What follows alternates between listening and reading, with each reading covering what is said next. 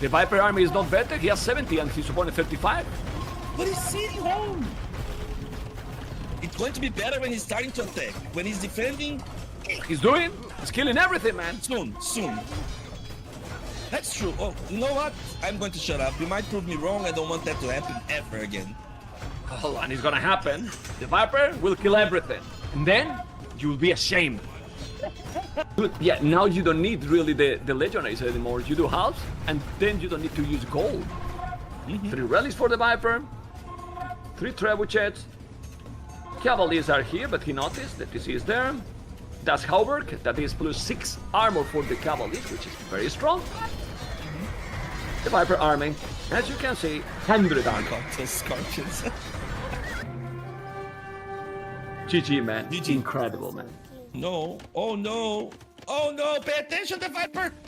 He's not paying attention. He's paying attention now. Nice. Okay. There's no loom. There's no loom. And he's doing out. Don't watch. Oh my goodness. Just don't kill me. He lost the Valier. He's doing the Toned Watch. He was without the loom. That's why he lost the Valier that fast. Okay, makes sense. Yeah, it was no loom. On the water, trying to snipe some fish maybe. I think he's going to find some fish there. It's huge. If he does. Oh, he missed it. No patrolling, but you don't make, when you are with this kind of situation, you don't go patrolling. You have to patrol, that's the thing. You usually do, but maybe he runs into a dam or something. Maybe, you know. So look at the hill. Look at the hill advantage. He was focused on this, getting the hill advantage. There's more galleys here. He cleaned everything here. Kinda overconfident, greedy, losing 2 villages more, so he's still losing more and more. You know, why he's not walled there when he has 2 towers as well? Doesn't make sense. Knights are coming. It's still there, but to say it, the problem is that what Viper wants with this is to keep him away. Oh! Hey, and now, come on! Come on, like, no. My goodness, man. My goodness.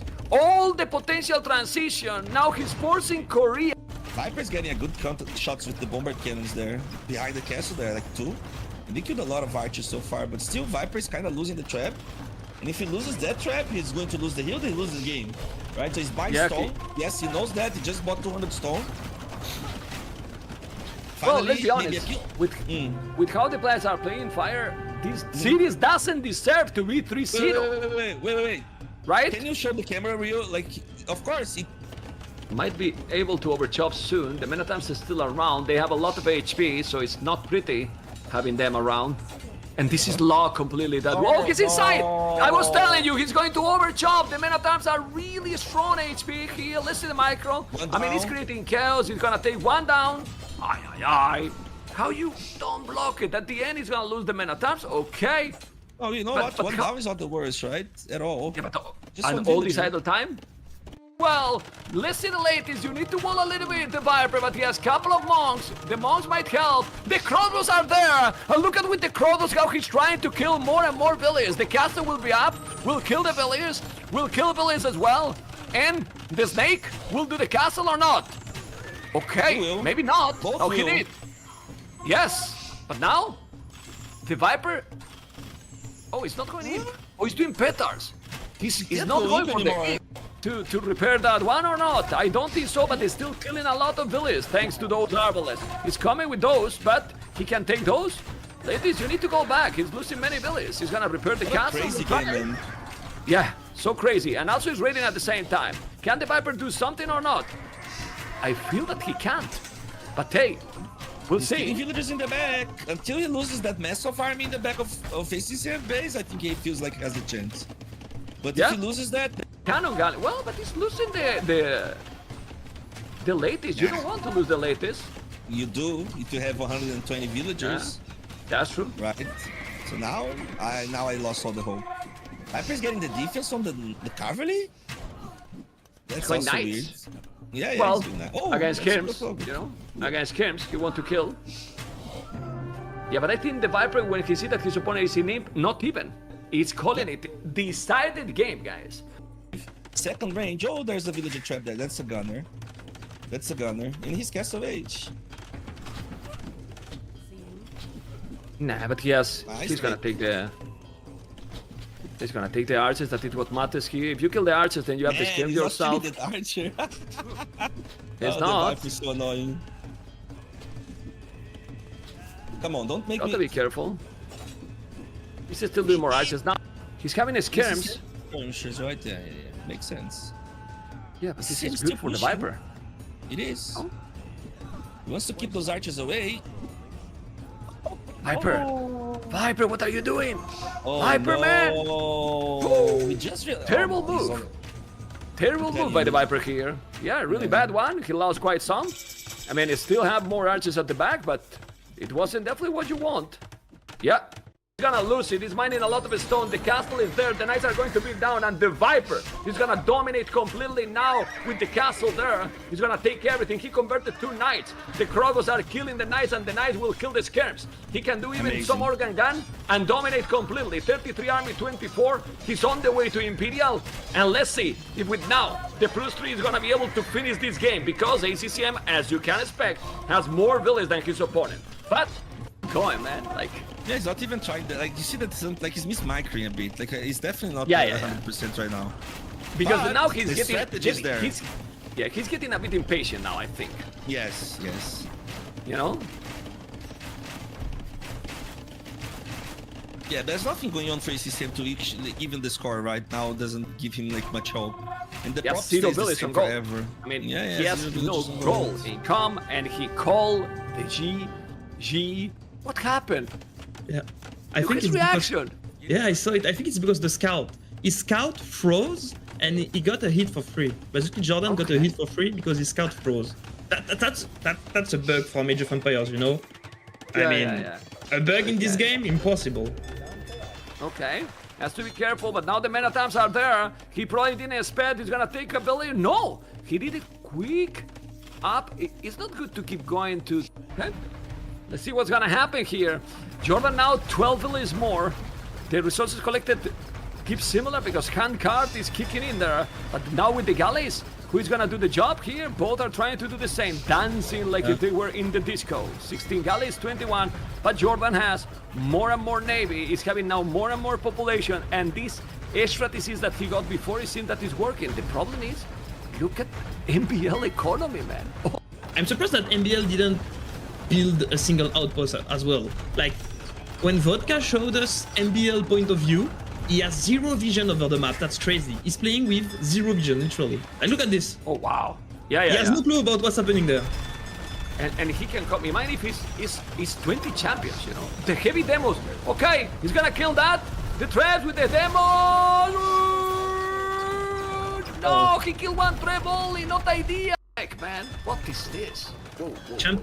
And Champion is so good in this game. In this game, most of the time, water games, you have a lot of pop space took by the ships, and you cannot go for a lot of skirm, right? Because you doesn't have the pop space for it. And Champions is a really good pop efficiency unit. That's why this Champion move was really insane by Jordan at the end. It gave the game incredible, man. Jordan can take another scout for one spear. Well, I take it anytime. Yeah, nice one from Jordan. And look at MBL. I think MBL is going full feudal age on this one. He needs to invest into more scout with Georgian. As you mentioned, if you reach castle age and you are facing Vietnamese CA, it can be really complicated. That's one village that is saving it. Which that's not great. Okay, now a lot of it. Okay, but let's see. The knights are going to be there. Well, it's gonna be knights. But if you keep him away from his base, then he's fine. Yeah, he's completely fine. Like, he's buying time right now. He's trading the skirm because he knows that skirm won't be useful for him. And if you want to go into CA, killing as much skirm as possible to MBL is definitely a nice move. Well, just kill the spear with those skirmishes. He's not even using them. Yeah, but was sloppy. He's gonna lose all the army. He's an insane upgrade. Let's see. The traps need to go back. The Monaspas keep coming. They are lit. They still have a good amount of them. Skirmishes are there. The heavy cap archers are amazing, really strong. He's under the castle. He's taking all the Monaspas, man. Many of them. And those cap archers are not really dying, you know? They are not dying. He's bringing some light caps, as you can see. And now what he has the most is skirmishes. Skirmishes are fine, but if you bring also light caps, heavy cap archers more than in the same spot basically. He needs bomber cannons, population is still close, he's doing the castle, the bomber cannon is so crucial to keep it alive, he has to repair, look how he was trying to snipe, he couldn't, now he sniped the trebuchet, and his melee skirmishes now left. Only skirmishes left. That's the problem. With the bomber cannons, Margugu need to kill the trash, because if it...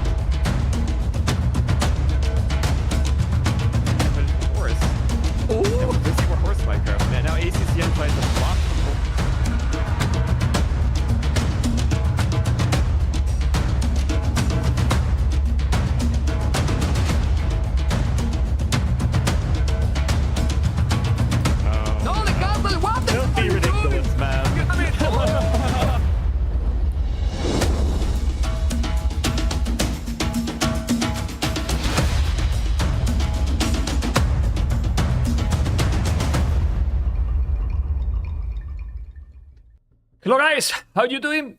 Here we are to start the last day of group stage, and then we're gonna focus finally on the knockout stage that is going to start tomorrow, round of 12. I think we have already the matches also for tomorrow, not completely, but you're gonna got an idea.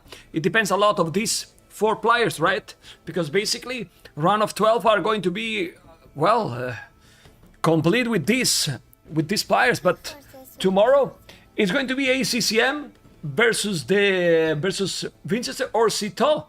It's like this. The only we know is that it's gonna be ACCM versus Vinchester or Sitaux, and the other one will play versus Mihai or DauT. That's what we are going to decide today, right? Because everything else is kinda decided already. If you wanna know more about it, it's kinda here with all the group here. If I'm not mistaken, thank you for all the subs. If I'm not mistaken, DauT need 3-0 to qualify, you know, but he still have a chance. With the previous editions, the previous system that we used it, you know how many chances we'll have DauT to qualify today? You know how many chances, guys? We'll have DauT to qualify today? Literally 0, you know. So with the system that we have integrated this edition, we give a lot more chances to the players, a lot more chances. As you can see here, Hera has been the first one of his group, Bals the second, and Mr. Yo would be eliminated as well if we did the previous system editions. Hard will be eliminated as well, and ACCM and DauT already too. So the round 3 is already an extra chance, and the round of 12 is another extra chance, you know? It's another extra chance, okay? So MBL Mr. Yo will have to play, if I'm not mistaken, on Wednesday, and Bals and Hard as well, in that order. So MBL Yo, Bals Hard will be on Wednesday, you know? And what else? Well, we are gonna start in 11 minutes, you know? And yes, the prize, guys, the prize for the tournament, which you know already, almost 70k, combined with the 6,000 that we gave to the qualifiers, you know. And I think we have, oh, we have the draft already. Okay, I have to set up the draft, guys. I have to set up the draft. They are finishing the draft, so while I'm setting up the draft, what I'm going to do first is to show you that the goal is going is going very strong. We passed the 1,000 subscriptions during the tournament and almost 2,000 euros donation, which is absolutely amazing. Absolutely amazing. Okay, so guys, what we're going to do now is to check another beautiful video, guys, while I'm setting up everything. What's your favorite hobbies outside of Age of Empires? My favorite hobbies? No, Age of Empires used to be a hobby for me when I started out. Nowadays, it's a hobby. I like to do sports in general, but nowadays I would say working out. Used to do sports like football and tennis, but usually tennis nowadays only in summer, and football I kind of stopped. So nowadays it would only be working out. For me, it's still football. Like I play 3-4 times a week, so kind of obvious. I like to do bouldering now. Like that's another thing besides that, but well, a lot of time goes into AoE. Bouldering is tough. Yeah. Very tough. Tried it a couple of times, but yeah, it's like you need certain muscles for that. Gotta work out there a lot. Yeah, for me, sports in general also is a big topic. Basketball, tennis, cycling. These are the three main ones, I would say. Also going to the gym. That's it. I like to go out and do different things like outside. Like I don't have a particular thing I prefer to do outside. Just like I sit in front of the computer a lot. So just being outside and enjoying outside is nice. I live in the countryside, so I like to sometimes just go for a walk, for example, or just like meet people outside. Like it's nice to do stuff outside. Who here do you think spends the most hours secretly practicing offline? Jordan. Jordan. No question. Yeah, no doubt about it, actually. I think it would be me. Yeah. He came back, he played like 3 ladder games, and he's in shape again. He must have practiced a lot. Yeah. John, how many practice sets you played for Warlords? 200? Maybe it's the shower and the meditation. Yes. It is. At least 50. 50 best of 5s. Yes. Whoa. Well, not best of 5s, it's play all 5, right? Oh, okay. Even more. Yes. Well, Best of 5. What are best of 5s? Like, probably played half of that. not bad. Larry, how much do you have? For the qualifier, I did like 2 sets with the boot camp, and then just some regular games. Got stuck right now. Yeah. Okay. Goku, fire, clap Lewis a bunch of times. Yeah, some good practice. Myself, I practice mostly against the AI because it sounds weird, but I just like to get the good build order because I have my strategy in mind. I practice build order against the AI, so I'm comfortable for the first 15 minutes. And this is, like Lee said, you have to win the first 15 minutes. So You also play all 5 against the AI like Jordan? No, because it goes to last game and it would be too long every time. I see. Like it. The guy has a decider against the AI. I'm sweating. Game of my life. He's drafting against the AI. Yeah. But I feel like it's just, I like to be comfortable at the beginning of the game. And of course, I do some practice match, but not as much as Jordan. How many did you have, Sitaux? Practice sets? Yes. Like you, I play all 5. It's not like we play all games. I feel like I did for the qualifiers 8, 9 maybe. So I still did quite a lot. Not a lot to you, but that's a lot to me. For me, it's a lot as well. John is different. I'm different. How do you have time ACC to play 50? You said 50, right? 50. I 50, mean, we've been playing for 3.5 weeks now, 4 weeks. So 50 sets is not a lot, I would say, for 4 weeks. When Jordan said he likes sports, he meant esport. He's spending... Yeah, sports is part of esports. Yeah. I guess that's a lot of time invested. And you probably practice with some... With ACCM, ACCM probably has 100 sets. Against ACCM, 50s and all of us combined. ACCM plays 1. He doesn't have time for more, guys. Come on. Of course. All the games are so long, so... ACCM is another beast. But there are some people in practice, I'm not pointing anyone, but there are some people in practice, when you're winning a game, you have to resign against them because you're like, it's over, now it's a practice, we have to go next game. I think in practice you should always do only 20 minutes. Like first, like no one cares about late game. You can't learn late game, right? It's all about adaptation, as we said before, and like mechanics and execution. The beginning is much more important. It depends what you want to try, I guess. If you want to try a strategy where the early game matters, then you should play the early game. But if you want to play like something more defensive, conservative, see in which position you are, if you are playing that way, then you should play the game, like the whole game, I guess. Yeah, but 30 minutes should be enough, right? You don't play 1 hour of the game because... Like our BF said, Jordan, our BF game. Let's play more. Imagine that it's a practice game. Jordan played 50 of those in his practice games. I was like, another day in the office with Andy. Let's go. Oh, yeah. 3 hours or something like that. That the game was, something special.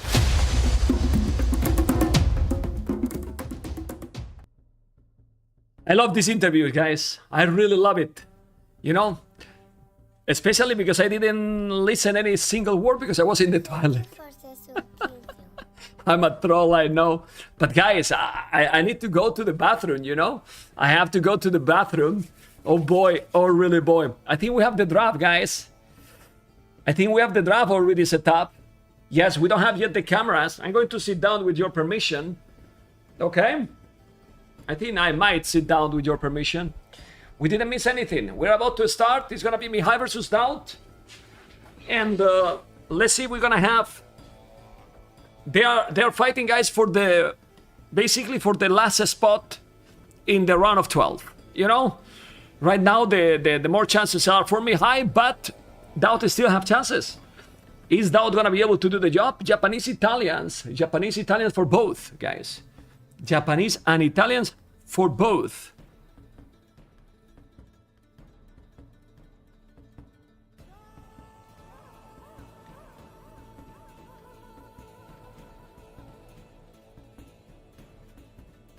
Mihai is already there. DauT will come in a moment. And again, guys, Brookside Battleground. Brookside Battleground already in the house. I don't know, man. It's... People love that map. I mean, I like the map too. With gold on a side, stone in the other, you know.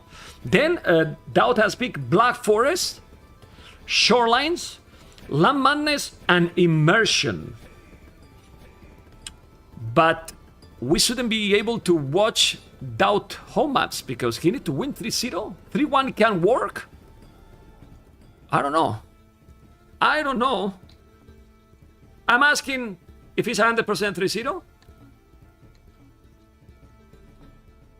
I'm asking if... Yeah, let me just check. Let's go and make the numbers, guys. Okay. If DauT wins 3-0, it will be a triple draw with Mihai. Yeah. It will be a triple draw. A triple draw with Mihai and ACCM. So if DauT wins 3-0, it will be 5-6, same as ACCM. And it will be 4-6. I think 3-1 can work. Yeah, triple draw, not throw, yes. I'm not sure if the 3-1 can work. If he's doing 3-1, oh no, because then he will have 7 losses, DauT. Right? Oh, well, it doesn't count with the Viper, right? So he needs a 3-0. Games against Viper are irrelevant. Yeah. We need to remove the Viper games, but for everyone. But for everyone. That's correct. I think 3-1 can work. I think 3-1 can work. DauT can lose a game? I'm not sure. Well, oh, because then DauT... If we don't count... Okay, they are ready? Well, if they are ready, let's go. Mihai and DauT. DauT and Mihai. If they are ready, let's go. Vamos.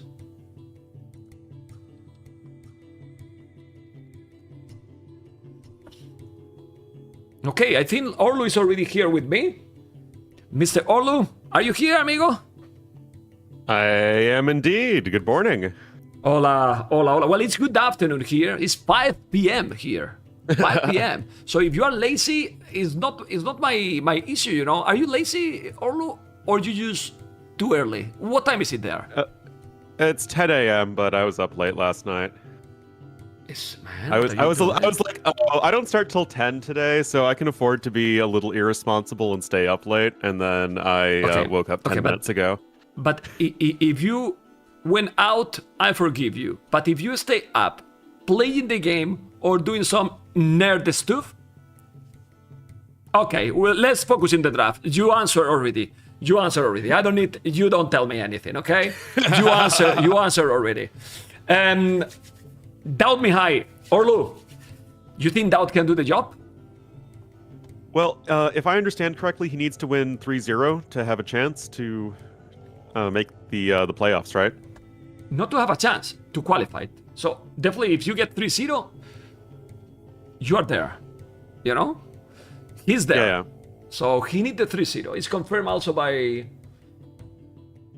my team. And yeah, 3-0. Well, another time, Orlu, we will say that why not, right? But now we are not so sure about that, you know?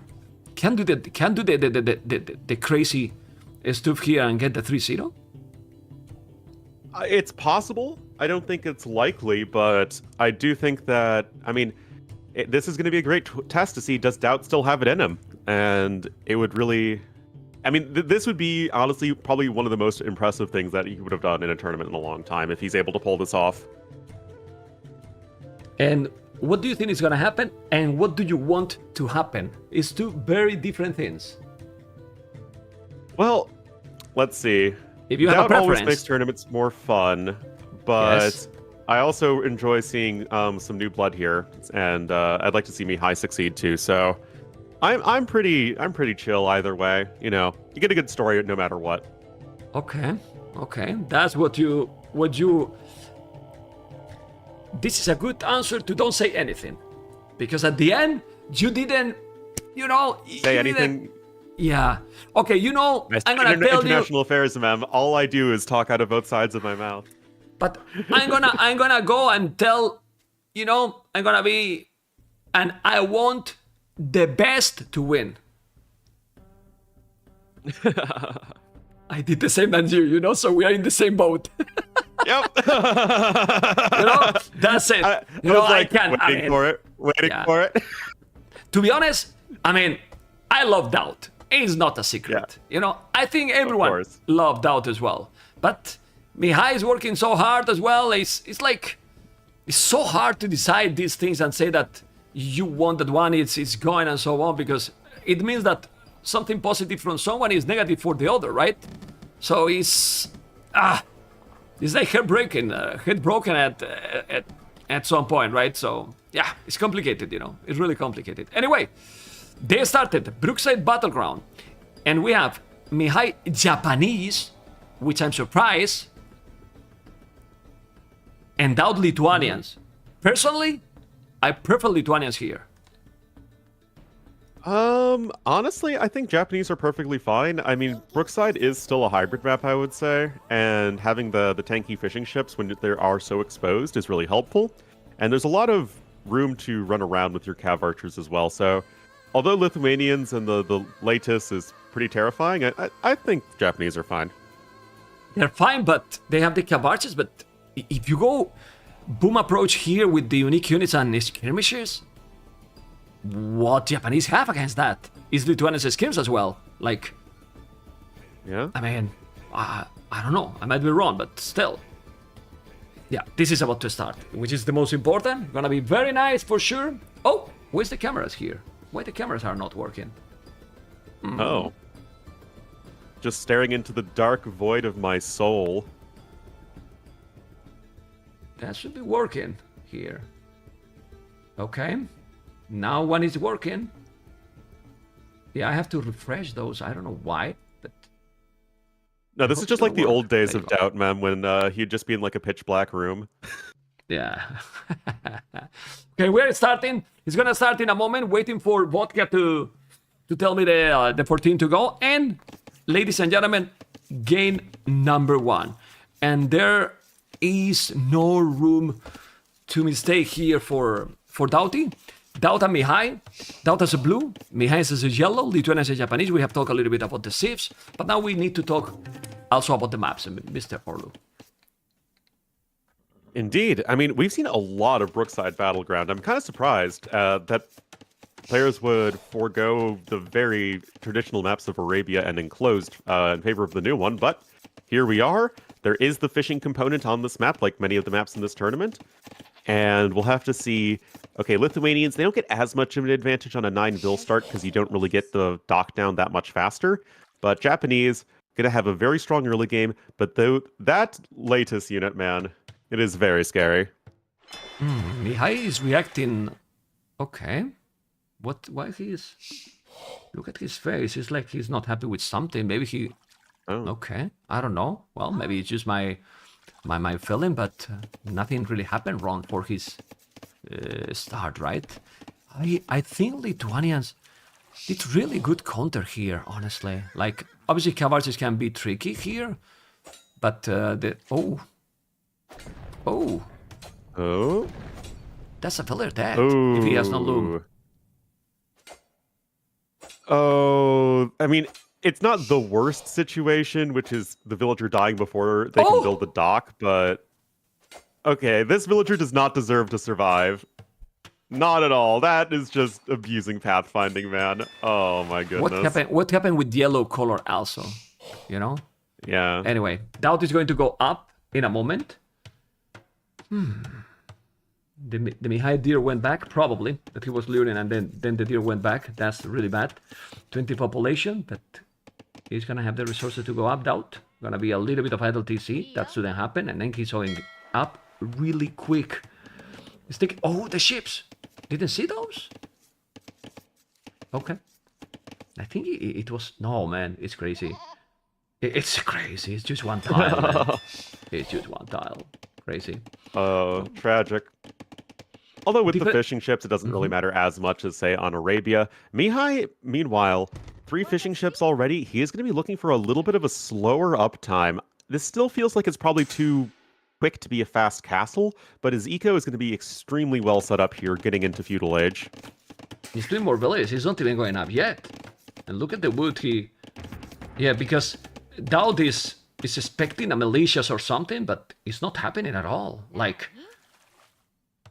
Oh my god, what is this build order here? And why he left the scout? That village is now going lonely with 6 HP. There's no barrack. There's obviously no uptime yet. He's gonna find out the ships. Well, two completely different approach. Now, I really like to be able to get the initiative, you know? And with this build, DauT will have the initiative for sure. Yeah, and he will have the opportunity to get some damage done. He's going with a nice little small wall with his own base, so I would say that the impetus is definitely on him to make something happen. But Mihai is pretty darn spread out, as is the nature of this map. So let's see if DauT can actually manage to get something done here, because Mihai's eco is going to be extremely good. Yeah, I'm sure that... Do you think that... I mean, DauT for sure, but also Mihai will have the pressure to say, hey, I need to get the game. Like, the pressure has to be there. They're playing for the spot, you know? This is like a playoff match, almost, you know? In a way, it's like it's a best of one, right? It's just like, whoever wins the game gets to go through, except, of course, Mihai has several more chances than DauT does. Yeah. So, I mean, this is a really high-stakes game of a good old Brookside Battleground. So let's see what these guys have in store. Mihai already with 4 more fishing ships. DauT does need to make something happen. Yeah, well, he has 3 more now. DauT did another. What about going there and make a dock? And a sneaky dock there, maybe. I don't know. DauT is with 1 scout only. Because DauT is reading the game and he thinks that he's going to go fast castle, but it's not a fast castle. He's going to go army now, I believe. He's not even mining gold. DauT is not doing army, man. This is disaster for DauT already. Yeah.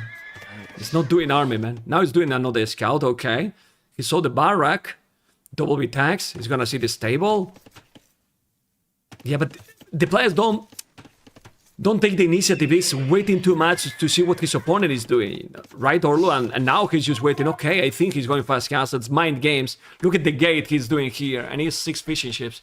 Well, it's a really good play here by Mihai, to be honest. And look at the resources. DauT is super close, even with those amount of fishing ships more. Well, I mean, yeah, 16 on food, +2 now for DauT. Definitely going to be very helpful. On the other hand, Mihai... Well, okay, Mihai himself is starting scout production, so he's still a little concerned about DauT's aggression. Note that Mihai was also able to pick up the horse collar upgrade, so that's going to be nice for him.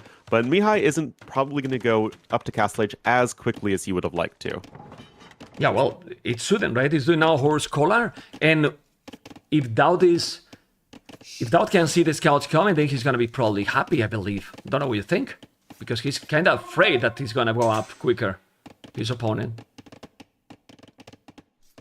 Yeah, well, it's tricky, but we'll have to see. Okay, so yeah, still more scouts being produced. Now DauT has plenty of villagers on food himself, so he's gonna block with all of the posturing that's happened in this early game, Mihai is ahead in resources, but really it's not that big of a difference at the moment. Yeah, not a lot, because they are not on goal. They still have a lot of food, he's not on goal. But having 20 on food is gonna be fine. The problem is that this fish, and if he's sending now a villager to make a dock forward, Mihai, then it can be a game changing here.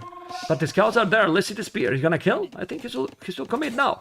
Kill and kill few villagers. Let's see. I'm gonna take the other spear. Yeah, I mean, yeah. Japanese spearmen are scary, but you have the easy surround there. Does give Mihai that little bit of time to get those quick balls in. Oh, but... the scouts are derping a little bit. But yeah, that's going to be at least one dead vill, I think. Oh my god, but attack, man. What are you doing? Yeah, he's taking it, okay. Still 500 foot. 7 villas on goal. He's not going on goal yet. He's coming with the village and he see it. But this is my question. Why DauT didn't do that? Like a dog here. He can see the dog now, and he's not doing a galley. He has 3 villas on goal. And if he loses a fish and also having here with more scouts, oh boy, doing wheelbarrow now. He has good farm base, killing the spear. And I don't know if you need that. That's a bad micro, in my opinion. That's terrible. Losing 2 scouts now there is really bad. Yeah. Yeah, that's not really where you want to be. And, I mean, the KD is still overall quite even, but on the flip side, as a lovely picture-in-picture shows, looks like Mihai is going to be able to get a villager kill there on to DauT, so... DauT unable to do damage on the one side, and Mihai able to do damage on the other side. He is ahead by 4 villagers, and he's still going to be getting a decently faster Castle Age time. Okay. Yeah, he's gonna be up quicker. He has 5 villagers more. He's mainly the fish here. He still have more resources. He's gonna now lose his fish because DauT is not paying attention. I can't believe how he cannot see this. You know, he's gonna lose all the fish, and he's so behind. I mean, no blasmith for Mihai, that way he's not going up, but just look, losing the fish. Yeah, I mean, it's kind of like BF, where obviously these are just shore fish, so it's not like it's the best food income in the world, but even having minor food income over your opponent's no food income is going to be enough of an advantage in a situation like this to get a huge lead. And here we have Mihai on his way up to Castle Age, and he did spend 30 stone on that gate, but he can just still mine a little bit of extra there, and looks like DauT's finally going to get his first villager kill. He could kill the fish. Oh my god, the fish is there, man.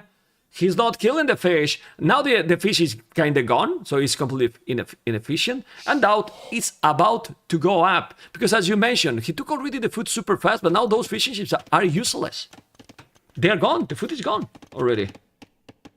Well, they will have to sail all the way around to sort of the pond in between the players, and even just a fish trap right there, they will at least be out of range of those melee units. Meanwhile, Mihai just getting some relevant scout upgrades on his way up to Castle Age. DauT, he's behind, but not irrevocably so. He's only around 40 seconds behind. Yeah, this is Bloodlines, forging. Gotta be careful, he's doing the lumbercan. 45, 52 population, 7 population difference. It's already solid, especially when you're going up quicker than your opponent for like 50 seconds. He's gonna go Knights. Well, at least he did Bloodlines and Forging, so light gas probably, but do you like the Knights options here from Japanese?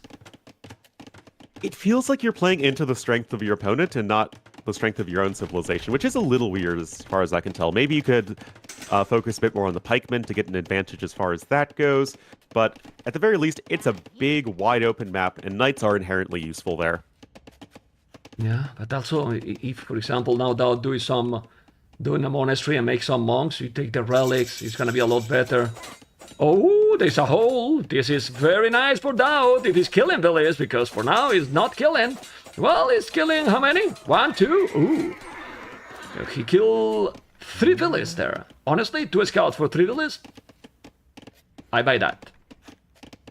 Yeah, that is worthwhile. I was curious to see, like, okay, would all the scouts die there? And then if that was the case, it would not be worth it. But DauT was able to wiggle away with still the majority of his scouts. Mihai does add an extra TC right away. He cannot build another one due to building that stone gate. And at least for the time being, DauT is okay. Not great, but he's okay. Even less now that at home is not wall. It's crazy. Look at those. Losing a lot of villages at home too with the light caps. Yeah. Disaster. Light caps here too. Why he didn't wall the wood? As to him, I don't know. He's doing a town center. Remember that he can make 2 extra TCs. He got the stone. Not the stone for Mihai, but Mihai has 700 gold. He has a spear here. He's gonna be fine. But he lost quite a lot. And he has to be careful. Let's see if he's gonna make the TC. He did it, and now those not gonna do too much. The light gas is still doing the damage, and that's why he did these upgrades. But 800 gold. My goodness. He could send the light gas and kill the fish. Population is still much better for Mihai. And DauT. It's with the same villages, but the difference here is the fishing ship. Or maybe not. Yeah, Can we check there? It's killing them, vodka, the fishing ships. I mean, this is where I really think that if you look at Brookside, it still has enough of characteristics of a hybrid map that you want to be picking a civ like Japanese here, because fishing is a way to get an enormous lead economically. And with the long rush distance, if you have that fishing lead like Mihai has right now, it's really tough for DauT to do any sort of pressure. So I love this setup for Mihai. Yeah, but he took Orlu because DauT lost his 3 fishing ships, and also he did only 3 fishing ships while his opponent did 6. You know? Yeah. That's big. Still, 3 town centers. That means DauT will be able to catch up.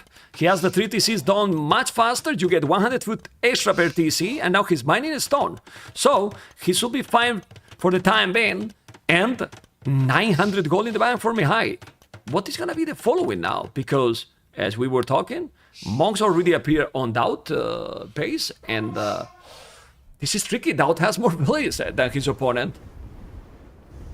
Yeah, it's just going to be the difference of fishing ships right now. Note that also DauT has the wheelbarrow upgrade as he's having to farm a lot here. That's going to be quite important. Gets a snag right there. And of course, relics. It's always the minigame with Lithuanians, and that's going to be really important for DauT here. Yeah, let's see if he's going to take them. He's going with 1 knight only. I don't see monks yet. Oh no, there is monks also from Mihai. Okay. But mining a stone, so important. To have a castle and map control, it's gonna take the relic on the pond. There is the relics on the pond, so it's quite easy to find them. Okay, the problem is that the lighters are going to, but he's gonna take that one. He will convert the fire galley. I will take the relic and go. Yeah, don't even let your opponent know that the monk is there. Yeah. Just then you get a situation where you go for the conversion, then the fire galley, because it has a little bit of conversion resistance, just kills the monk, and then you're very sad. So.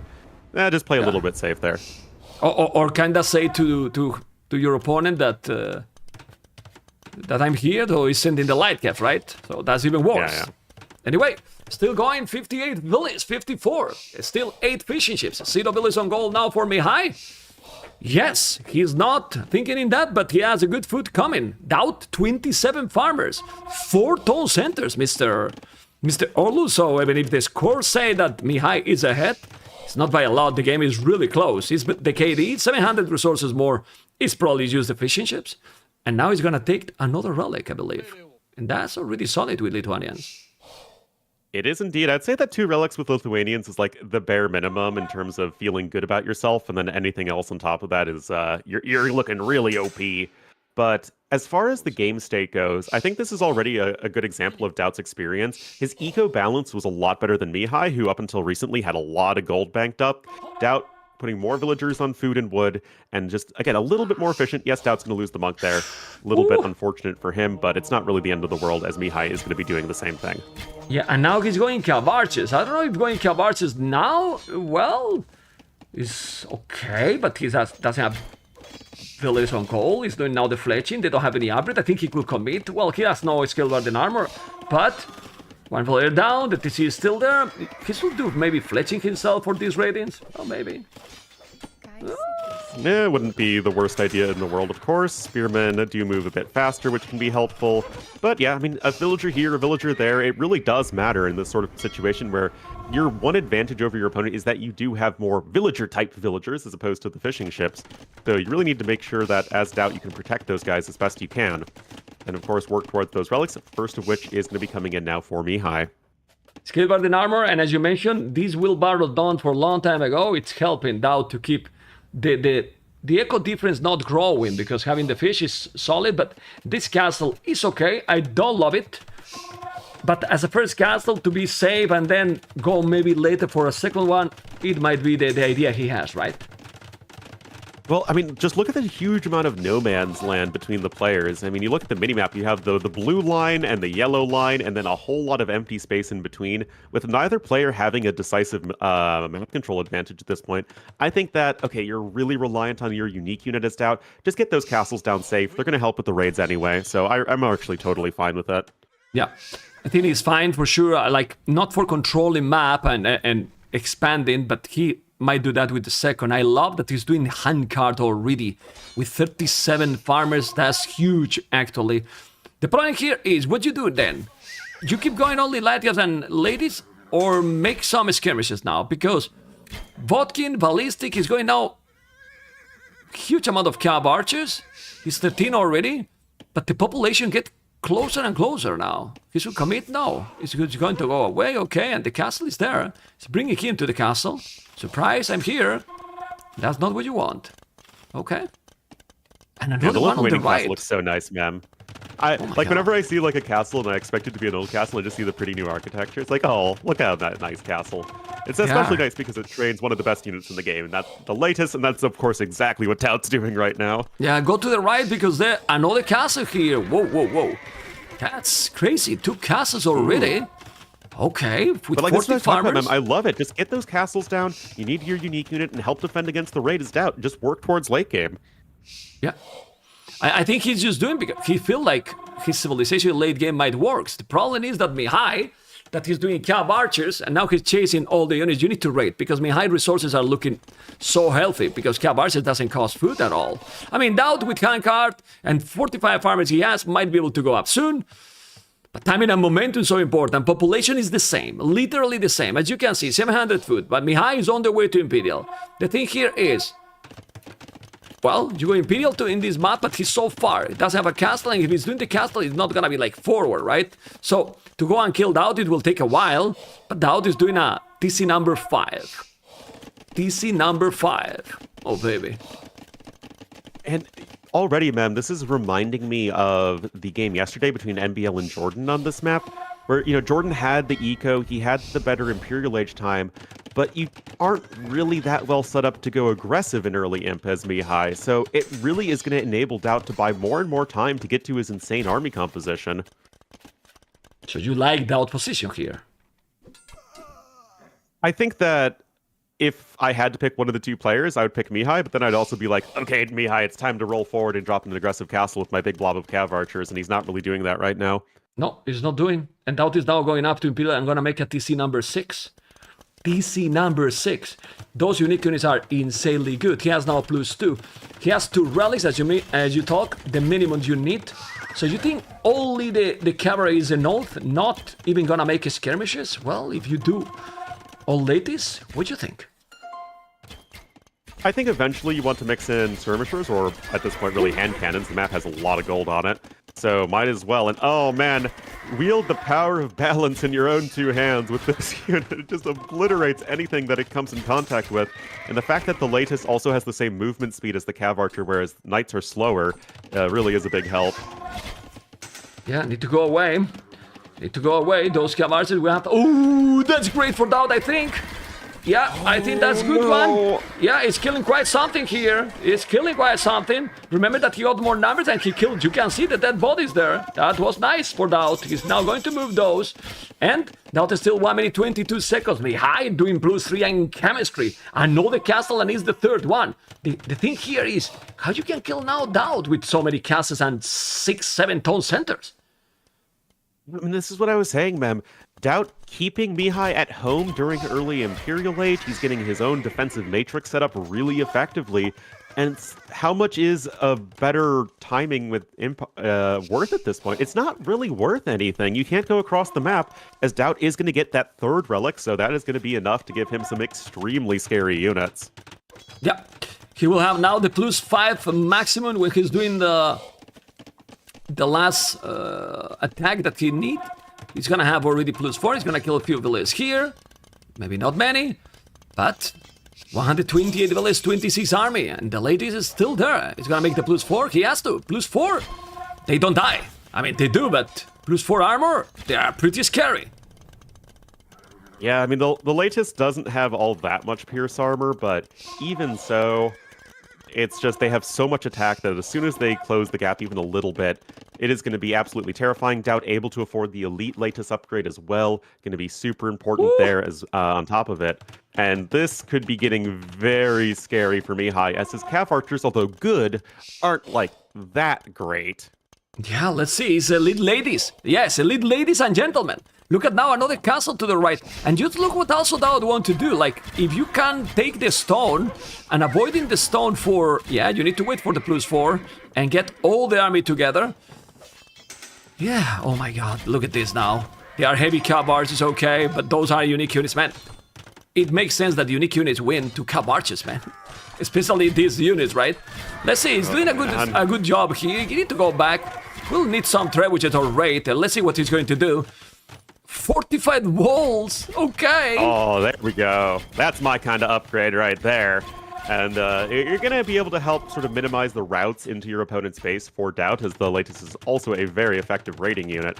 But there's going to come a point when you need to actually reckon with your opponent's army, and I think you don't really have a good answer to that. You do see the Halb switch in its infant stage with the scale mail armor on its way, as well as the barracks, but it's not in yet, and that's a lot of very scary units.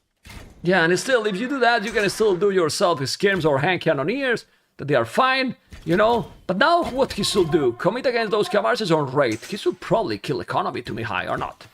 Ooh, if he let him, because he's rolling all. No, those fortified walls are there, and they will do a good job of buying Mihai some more time. Populations are comparable, but the map has a lot of gold and stone on the side, and DauT's already doing a really good job of starting to secure that. Siege numbers are very low for both players. You can see DauT just now starting his trebuchet production, and he is going to continue to keep Mihai at home. The Cav archers really need to be in one big blob to be effective. That is not true for the latest, so just try and spread your opponent out. Doing a great job here now. DauT has a good army, a very, very good army, and now he has no mobility. Mihai has no mobility. Those units are gonna melt the Cav archers. You will see if he's not moving, he's gonna kill absolutely everything. What do you think, Mr. Orlu? The Cav archer is going to disappear! Oh, man. The Cav archer melting point is comparable to that of butter, mem, because those units just evaporated. Yeah, man, it's crazy. Look at the army numbers now. 36 army, 23. The score is getting closer. Oh, yo. Where's the traps? Botkin. Chemistry. Yeah, they have the halves, but with the halves, you are kind of trying to survive, right? And DauT will do another castle forward. He's getting more and more map control. Is he? Ooh, it's gonna be inside. Keep the gate open. I will with one. Well, doesn't matter, but just go. Poof, he can kill a lot of economy. And Mihai has no echo in the bank, like literally no echo, and he's doing malicious. He's misclicking. There's pressure today. DauT is taking the score lead right now. That's goals out mining. There's still 1,000 food in the bank. More stone, killing many villagers. DauT, the score is almost the same. Population is the same. Who's taking the game? It feels good for DauT, but you don't want also to lose so many. Man, he has 36. Now 35, a lot of unique units. So many, and 6 trebuchets. Pooh. Yeah, I mean, this is the issue, right? DauT's on, what, a bunch of castles right now? At least 4 or 5? And now he can even afford to round out his army with skirmishers as needed. The halbs are there, which is nice, but remember that with at least 2 relics, the latest 3 shots halbs, which is, it's pretty good. And now you have the archery ranges coming in as well for DauT, so he's going to be rounding out his army. The Trebs are coming in, and that's going to be able to do the finishing blow, as Mihai actually only has 2 castles. 1 dies in the east, and that's going to be 0 castles for our yellow player. Okay, look at those. Look at those unique units. His Cavalry is not gonna have any castle. That's really bad. You cannot push anymore. Look at this core. He's getting there. Now, so many halves and Cavalry, but taking the castle is more than I know, they will say. But he will kill all. Those units ignore the armor. They kill absolutely everything. They do, man. They really do. And he has a lot. I think he's doing now probably archery ranges behind all this. But without castles now, how he can push him back? It's not exactly easy. And of course, the Lithuanian skirmishers, like you mentioned earlier, are still a very useful unit in this situation. They're good against both cav archers and halbs, and it's just a nice way to round out your army composition and preserve some gold. Trebuchets, I would say, are being a little cavalier in the middle of his opponent's base. I mean, seriously, DauT. What does you do? Well, he's there with the skims. He has also elite units there to take. Elite skirmishes. Check now the KD, and the Echo KD is growing and growing and growing and growing. Thank you everyone for the support, the tournament. But castle on the right. 1, 2, 3, 4, 5. 6 castles. Oh, baby. Oh, baby. Oh man, Elite Skirmisher in, you're getting the rest of those relevant upgrades. You can mix in some hand cannoneers, of course, as Lithuanians to especially better deal with those halberdiers. And Mihai gonna be losing that town center, I think. Yes. Yeah. And he has now the rough. Orlu. He has now skirmishes, hand cannoneers as well. Population is still solid for Mihai, but he's losing it slowly. I don't know if you agree. He's losing it slowly, little by little. He has no map control anymore. Well, I don't think he ever got the map control, to be honest. No, and like that's the issue. We saw the exact same thing from Jordan yesterday, where you get to Imperial Age, you have a good eco, you have a good imp timing, but the rush distance on the map is so far that if your opponent's working towards a better army composition than you, like, you really need to put in a lot of effort to leverage that strong of a timing.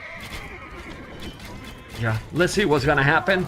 We have with 200 population DauT, 200 population Mihai. He need to control those unique units. They are expensive, that's the only thing. But, well, 11 on goal is still for Mihai. Yeah, but Mihai has no goal access. Like, with the control he's having on the left part of the map, we will check when there is time. Mihai won't have in the long run goal access, and he keep raiding and raiding and raiding constantly. Look at the Echo KD. That's why Mihai is doing the list constantly. But this is a massacre, and the score keep growing and growing. And for those fanboys from DauT, the dream is still alive, Mr. Orlu. What do you think? At this point, yes. I mean, DauT has it in him to sweep Mihai here. If there's a player who has enough experience to not get, nerves at this situation, it's going to be DauT. But, I mean, this game number 1, I really think that Mihai set himself up a lot better in the early game, but it was DauT's eco-efficiency in the mid-game, and I think he had his eye on the prize when it comes to, okay, if I just get set up and I get to late game, I get to this exact army composition, I constrict the map on both sides, there really isn't a route to victory for Mihai and the Japanese, and that's exactly the case. When you say that the latest is expensive, Mem, it's literally less gold than a cav archer. That's true. And DauT win the first game. 1-0. Wow. 1-0. Great play by the Lord. And I'm gonna tell you something, Mr. Orlu. If the game go longer and longer, the better for DauT. I think DauT feels so good on the late game. I don't know what you think. It's historically been his strength, right? And going all the back to the long ago era. And right there, he showed his experience, I think, as much as anything else, getting the fantastic eco-efficiency. And like I said, just sort of having his eye on the prize when it comes to his win condition. I mean, that's just classic DauT right there. And just another point here. He won with the 3rd pick to the 1st pick from Mihai. 1st pick. That's something to think about it. And if they do now well, I don't know what is he gonna pick, but probably it's going to be immersion. Like, immersion is a map that should be good too. And now he will have Japanese. Don't you prefer Japanese that, for example, Italians for immersion? I'm asking. I think it's perfectly fine. When it comes to but these hybrid maps... it's not immersion, sorry. It's Land Madness. Oh, Land Madness. Well, then that's just going to be another good, solid open map. Feels like an opportunity for maybe Georgians versus Romans. And yeah, I think it's a different type of map than Brookside, but it's going to be way more aggressive, and hopefully Mihai can leverage the early advantage he got in the previous game to try and put DauT more on the back foot. But why those saves? I think he picked Slavs. Why no Romans? Romans are like Slavs, but better. They're Slavs, Exactly. but like even easier to play. Yeah, like I mean, I like Slavs are fine, but you need the farms to kick in while Romans just kick in from the start. Yeah, it's No? so insane. And then of course you have the extra armor for your infantry units as the Romans. Slavs, they're a more mid to late game focus civ. Their strength grows gradually over the course of a game, whereas Romans, they just hit you super fast. Yeah, well, Drusinia halves, you're thinking in the super late game, like in super late game, they are very nice, but very nice Romans as well, with crazy scorpions, you know, crazy infantry. It's true that Drusinia infantry, well, we can argue here, Orlu, if maybe Slavs infantry is better than Romans. I would say so, for sure. I mean, in general, I like Slavs more in the late game than Romans, but late game on Land Madness is not something that you get to all that often, whereas you do get to early game 100% of the time on this map. So that's why I think in general you want to play with the faster civs. And then, of course, on the other side, Mihai probably going Georgians. I don't care what the win rates say. I still think Georgians are one of the very best civs in the game, and you have the speed of Monaspa, and it's going to be tough. I prefer Romans, but the question here, Orlu, is how many times you have seen Slavs till now in the tournament? None, because Romans are basically better Slavs. That's why maybe he has something prepared, but what? What you can prepare in a map like Land Madness with the Slavs that you're gonna surprise your opponent? Yeah, like, I feel like map preparation strategies don't really matter that much in this tournament because the maps at this point are so well known, and especially a map like Land Madness, it's been around forever. I don't think there's any strategy that's being prepared there. Yeah, but I mean, when you say it in this tournament, in some of the maps, yes, but in some of the new maps and some of the maps, strategies, I'm sure that they are going to be cooking different stuff on during the playoffs. You know, I think so that I don't think that many players have shown everything yet, especially in group stage. You know that they can slow down a little bit, 1 year less. You know, like if you're driving a car, you are not gonna go at the maximum till you think that is needed. So let's see what's gonna happen. And they didn't launch it yet. Maybe they got some issue, but they are going to launch the next game in a moment. They did it, and it's Georgians versus Slavs. It's confirmed, yes. Georgians versus Slavs. Oh boy. Got the Battle of the Caucasus here. And we'll have to see. They drop again. They seem to have some problem. And I don't know what is the problem they have, to be honest. Well, I'm afraid I don't know either, ma'am. Sorry to disappoint you. They probably has to reinstall the mod, you know? That happens when there is some update. And they probably I heard you had that issue yesterday. Yeah, exactly. Yeah, sometimes you have to reinstall the mod. It's just a bug that's in the game. Yeah. Let's see if they're gonna make it. Remember, guys, that this is how it's looking the playoffs.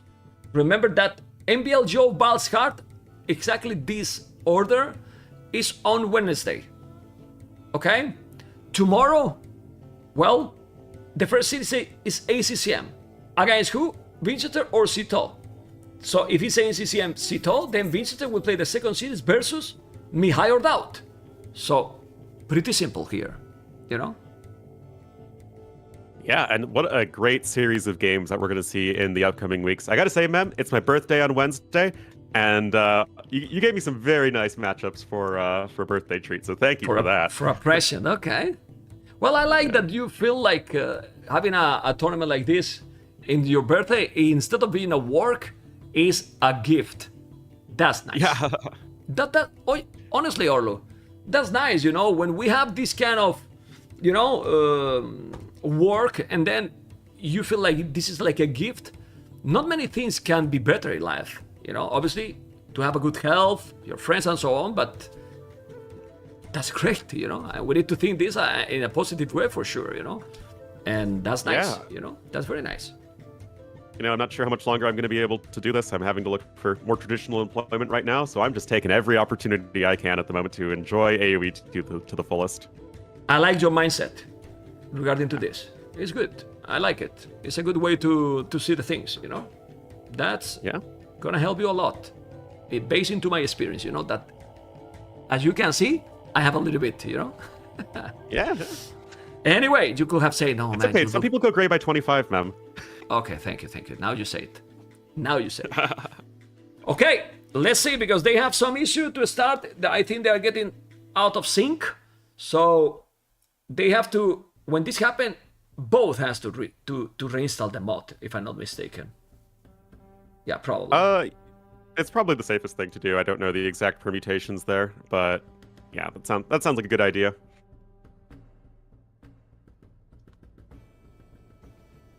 Okay, waiting for the start. So we have Lamandes. In Lamandes, Mihai should be favorite. I would say so. I mean, I think the last game was an excellent example that Mihai had a way better early game. I think he had a great approach. He was able to take some early map control, get some Vil snipes on DauT. It was just really once the later stages of the game came through that he started to fall apart. Well, Land Madness, you can really snowball those early advantages. So I do think that this is an excellent opportunity. And remember, guys, Mihai, he only needs to win one game, and then he's good to go. He can afford to lose every other game, so long as he just gets that one win. Okay, let's see, because it seems that they have done it already. They are trying again, and hopefully it's gonna work. Right now, they are hosting the lobby. Why does DauT look sad? Well, because he needs to win 3-0, and the game is not starting. So he's probably getting impatient, right? I guess so. It just looks like DauT. DauT usually looks like that when he's playing. He's just focused. It's working now. Good. Good. Seems to be working now. Georgians and Slavs. We are starting, amigos, and now you will notice that they are so focused here. But then when I go to this scene, you're gonna notice that they didn't start yet. They have to be patient, a little bit patient. But Orlu, remember that the price, it's a brutal one, and that we also have some brutal goal to gather here. Is, I don't know why I put this, Orlu, because I don't really want to make a 24-hour stream, Well, if we get that goal, maybe I do 48 hours, because the goal is quite, it's quite crazy, But 12 hours is more viable for me and for my health. That being said, Georgians or Slavs, I'm not a super fan of Georgians anymore. Like, I think they are fine, but I don't think they are broken or something. I don't know. What do you think? I actually disagree. I think Georgians are still absolutely insane. And even though the Scout HP regen or in Feudal Age was a big nerf, I think that they still have like 20 other things that make them basically the best civ in the game. And especially when it comes to cavalry civs, there's like no reason to pick Franks over Georgians. But the best civilization in the game? Are you serious? I think they're still up there. I mean, I think that you could still make arguments for Portuguese, Malay, of course, Khitans right now. But yeah, I still think they're up there. Okay. Then, according to that, DauT's literally 0 chances to win against them. I didn't say that. Yeah, but I'm reading between lines, and let's see what's gonna happen. It's starting in like 5 seconds, 10 seconds, because we'll have to wait for Vodka, my beautiful, amazing observer, and then we will be there. And let's see, guys, let's see if it's gonna be a chance here for DauT to get into a 2-0. That will be very exciting, the least, But let's see. Yeah. We're almost in the game. And let's see how strong. Obviously, the opening for Georgians is so smooth. And if Mihai play as he did in the first game, here the opening might be probably more important. You know? But we're waiting for the start. Vamos, vamos. I'm getting impatient. Vamos, vodka. Vamos. Oh. If only we he's- didn't have the mandated spec delay. Oh, his game Then he crashed. could- Okay. Oh no. Vodka game crashed. But the thing is that to me as well, because I'm also having it there. What is happening with this? My goodness. It will have to be I don't know. the map pack to reinstall, but I don't think we did any update. I will try to... Oh, maybe Yeah. everybody involved needs to reinstall the map pack. I really don't know. I don't know. Well, I guess, amigo, I guess that you should, because I don't know what happened, but for me, it crashed too. You know that at the same time that I have the observer, I try to be there in case that something happened to the observer. I was going to try to join my point of view, but it also wasn't working. Huh. I did yesterday too, but yeah. Yeah, but no, for me it's not working. Out of scene detected. Incredible. Well, I will open the game as well. So again, but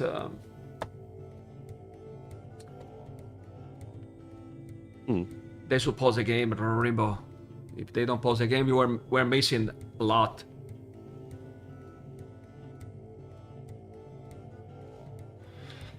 Yeah, well, it's the game, guys. Other It people has having problems. issues? I mean, No, Dave's in the game, so let's see. Danielle's also in the game. so let's make them to pause, because if not, Orlu is gonna send all the viewers to other channels. Vamos, do that. Well, I mean, come on. I'm not even, able to get into the game then. At this particular moment, then no one should go to any other channel. SMH. Yeah, but I don't know why this is happening.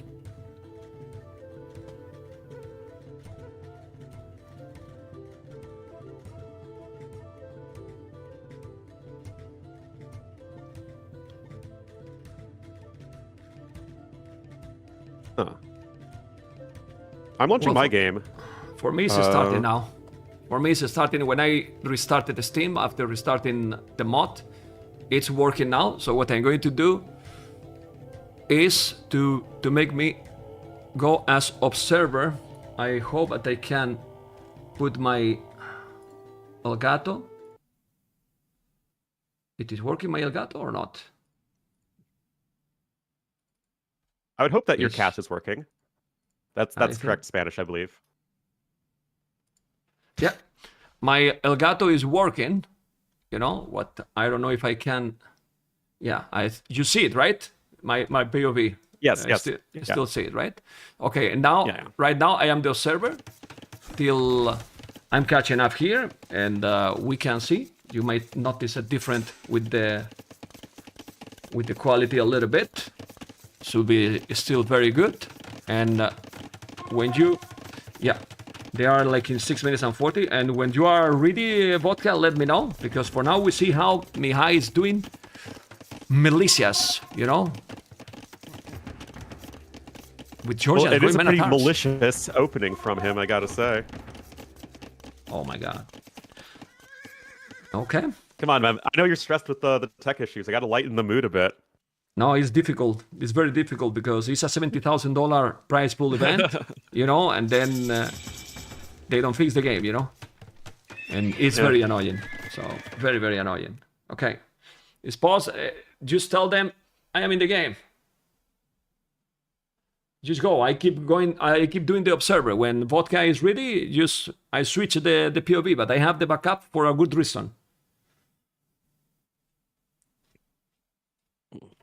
Okay, there's gonna be a pause. Hopefully they...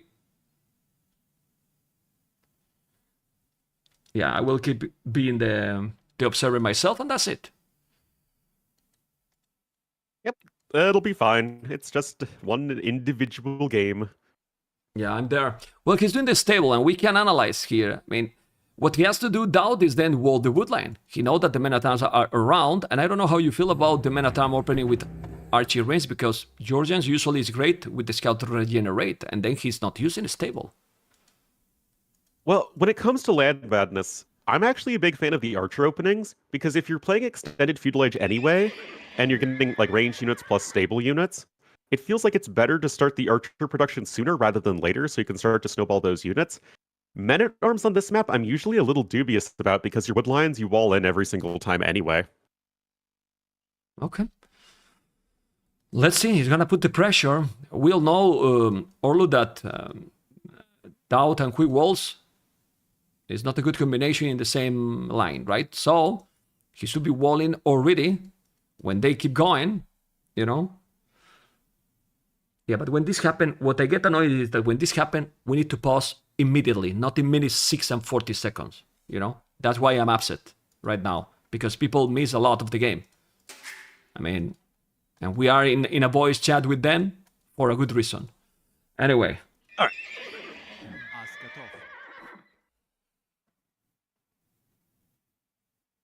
Sorry, I had to let the corgi out.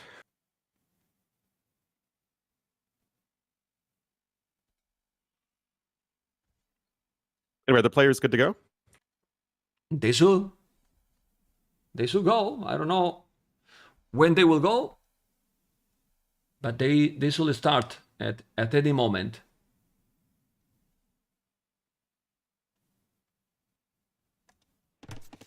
Okay. They can keep going with the men-at-arms, double attacks.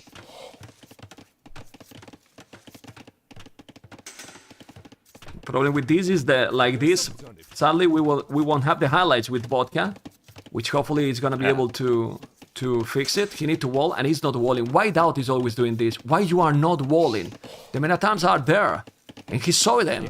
And now it's like literally the first thing you do on this map every time. DauT. Yeah, well, he's not walling. It's incredible. You only need to wall the woodline. You know, this is sloppy. Very, very sloppy, you know.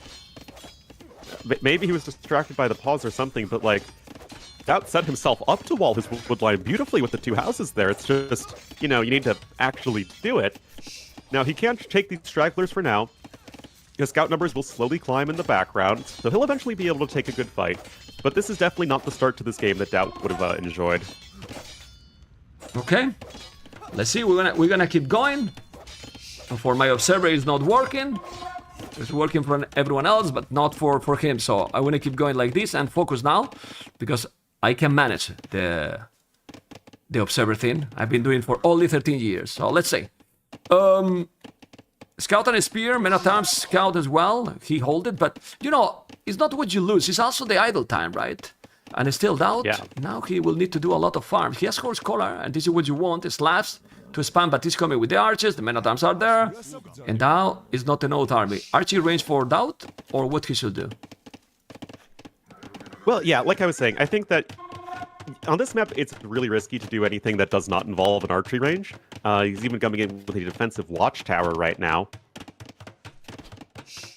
But I gotta say that going for a lot of scouts here, you can keep yourself pretty healthy for a long while, although the archers are showing up and the tower is not done yet. Okay. Scout going, he's going to be aggressive. He did the tower. Now he's not going to be able to attack to this area. I still feel that DauT has been playing sloppy, but didn't lose anything at all. And he's not sending the scout forward. He need to attack. If he's not attacking, he's going to have a problem. But now we are focused on Mihai point of view. Okay. Yeah. And he's just kind of wandering around as well. You can see the value that these units have gotten just by looking at the resources collected, which are in favor of our yellow player. But nothing's dead. And that means that once DauT gets himself sorted, he's going to be able to go ahead, use the power of those Slav farms, and sort of catapult him towards the Castle Age, where his army composition and Mihai's will be pretty similar, but DauT will have at least a very comparable eco. Okay. It's a lot of army now. 3 men-at-arms, 2 spears, 7 archers. Got that AI army right there. A little bit of everything. Yeah, he got a lot. He got really a lot. The DauT has 3 skirmishes. With the scout, he's still not doing any damage because his opponent is fully walled. Exactly what he didn't when he came forward. Now the berries are exposed. Berries for his opponent. Well, look how he walled it. But it's easier to wall when you are against a scout, right? Absolutely. Skims are there, and now with the skims might be able to do the job. He did it. This is the first kill by DauT. 32 villas for both players, and resources collected a little bit more for Mihai. Why? Well, it seems that his economy is more efficient, right? His villagers. Indeed, but DauT has Horse Collar. He's getting those Slav farms down eventually, and they are still the fastest farmers in the game.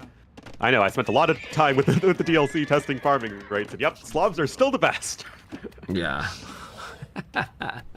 Anyway, Scout and Skirmishes spears are going to be there, but population, Mihai has more. He's now going for the goal.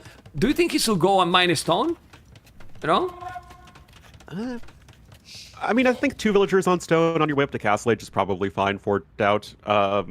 He's going for the archery range, so you don't need to go for extra towers like we see some players do on this map. But I think it's fine for now. But the issue for DauT is just that Mihai has a larger and better army. Okay, I have switched already to vodka. He's already there, which is nice. And then we can keep going. Well, doing the fletching. Population 56-52. The battle there is gonna be a problem. He has to be careful. He's gonna take the battle or not. Men-at-Arms still alive. The scouts without any upgrade, fletching for both. But no, he doesn't have the fletching.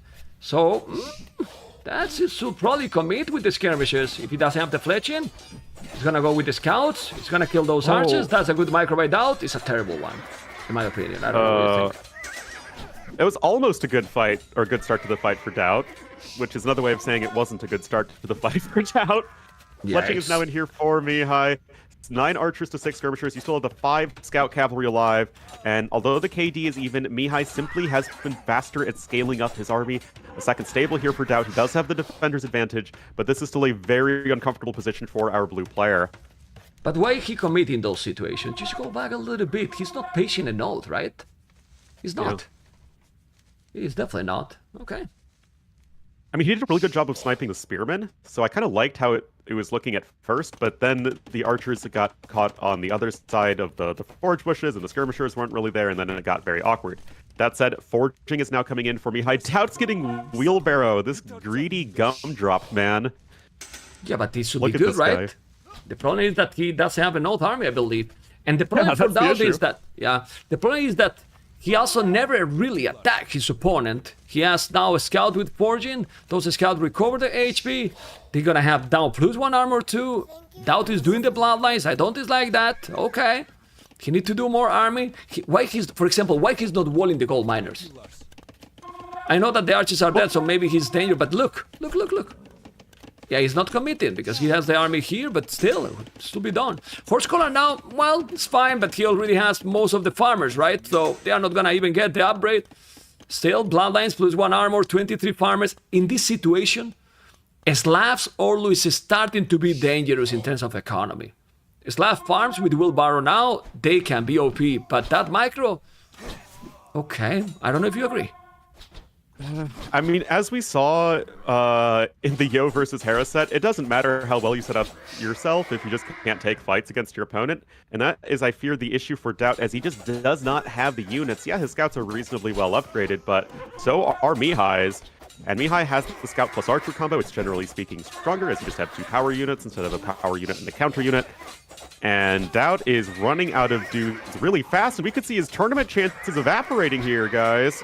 Well, the scouts are still very solid. The good thing is that he got bloodline, so he didn't make that terrible at all. The problem is that the archers are very solid. He has only 2 scouts now, his opponent. The problem for me is that DauT is not doing a counterattack. I think he's okay right now. He should really mine 2 villages stone and make some other tower. Because for now, Mihai, he didn't even spend his own stone. I mean, I don't know. I think that will help a lot. And he can go here, but now his opponent is walling. We need to go and check the battle because it's gonna happen in the middle of the map. Okay, going around, it's still so many archers, and only 2 skirms is not the way to go. Definitely not when your opponent has 13 archers. Crazy. Yeah, but I do like this from DauT. He recognizes that his biggest issue in the last fight was that he lost all of his skirmishers, which with only one archery range, it's going to take him a while before he can really catch back up compared to the archers. But what's DauT doing? He's going for the counterattack. He's buying himself some more time. DauT ostensibly is looking for castle age as he has completely cut his unit production, which again feels so insanely greedy. Mihai double producing archers and scouts at the same time. Oh boy, I feel like DauT's going to lose his scouts here and then die to a counterattack at this rate. But DauT is on the way to Castle Age, and that can be massive right now. With Cecil is less, yes, but he got Wheelbarrow. He's having so many scouts. If he is alive till his opponent come with that army and he's not sending, DauT might be in a very good position, but those scouts gonna do damage to the Lord. Is DauT gonna have a problem there? I believe he will, because he has nothing here. No spears, no nothing. This is incredible. Oh, man. Seriously. How you don't have any army there? It's too greedy for DauT. Yeah, but he's not full walled. Like some other players in this situation, like if Barles were in this game, he would have like 3 watchtowers at this point defending his eco while he was getting to Castle Age at a similar time. DauT's just not doing that. Of course, Mihai scouts are deciding to take the day off. They are clearly not getting paid. The bank didn't process their salary, and that's what happens. Well, it's still more population for Mihai, yes, but now DauT is gonna be in Castle Age. It's still gonna be good. Look at the army. Why he's not wall? I don't know. He still doesn't have any wall.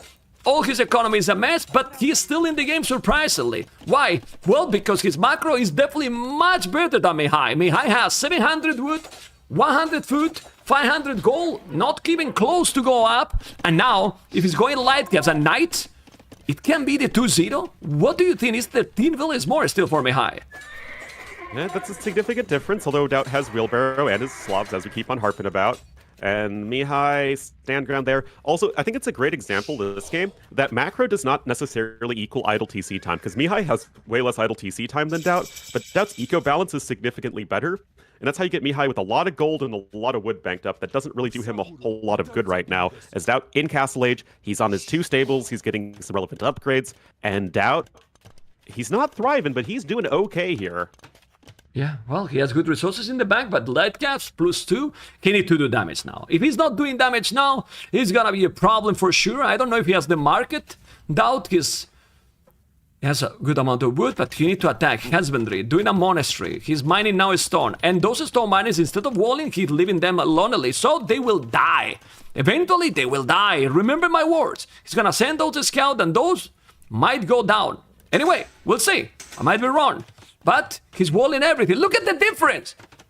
Oh, look at the difference, one player and the other. Fully wall, the other fully open, basically. Okay, the lighters are there, and he's gonna defend because of that. He's gonna make TCs, and then maybe even without the walls, he's gonna be fine, right? He's doing town centers, okay, but he's fully wall here.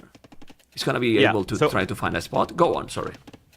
Yeah, no, so I love Mihai's reaction here, that he realizes, okay, my opponent's up to Castle Age faster. You can run out on the map with the scouts, because the scouts can always run away from whatever is chasing them. The archers can't, so the archers need to be at home and defending behind these walls. Really, really nice setup here to survive to get to Castle Age, because Castle Age timing can be so brutal on this map in terms of just killing you instantly. So Mihai at least setting himself up relatively well here. And DauT, his own correct reaction, getting the extra TC. When he sees this amount of archers that's going to be Crops and Botkin, he should do Siege Workshop at home, because right now DauT has huge amount of light caps. Maybe these light caps with the knights is enough to kill even the crossbows. He has a TC on the goal. He's going to make another town center in the middle of the map, basically. A very tricky one is going to go. It's not on anything. I don't know. It's in the middle of nowhere. Knights, light caps, TC, well, a town center, you know? Yeah, it's town center. They're always useful, right? Yeah, it's a TC. Just gonna make it. Maybe he's gonna make now in your house, and then it's fine, you know? Oh, man. Well, Crossbow Bodkin are in here for Mihai. He has a ton of wood banked up, but not really a whole lot to spend it on. Sure, you're getting some relevant upgrades, but we need to see some TCs, maybe a university or a siege workshop. But for the time being, DauT is absolutely getting himself set up. His eco upgrades are going to be looking really good here. No, he's in a better position for sure, you know, and he has Wheelbarrow, Heavy Plow, not any of the upgrades his opponent. He has one rally, it's gonna take maybe the second. Okay.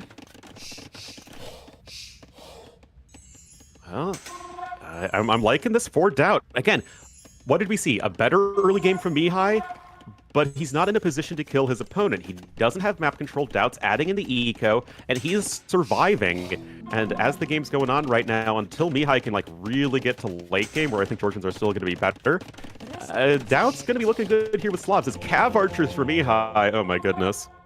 Yeah, he's taking a second monk, but Cav Archers now I don't think is the way to go. It's still DauT has now the same village than his opponent. He's gonna lose those stone miners on the right because they are still unprotected, as I talked before, that he was going to lose it. I mean, it's destiny for them to die. It's suspected. Now he's moving that, but with some walls there, we'll be fine. But now, well, he didn't notice, so he might save them, and maybe gonna lose one at the maximum. Not really, he's fine.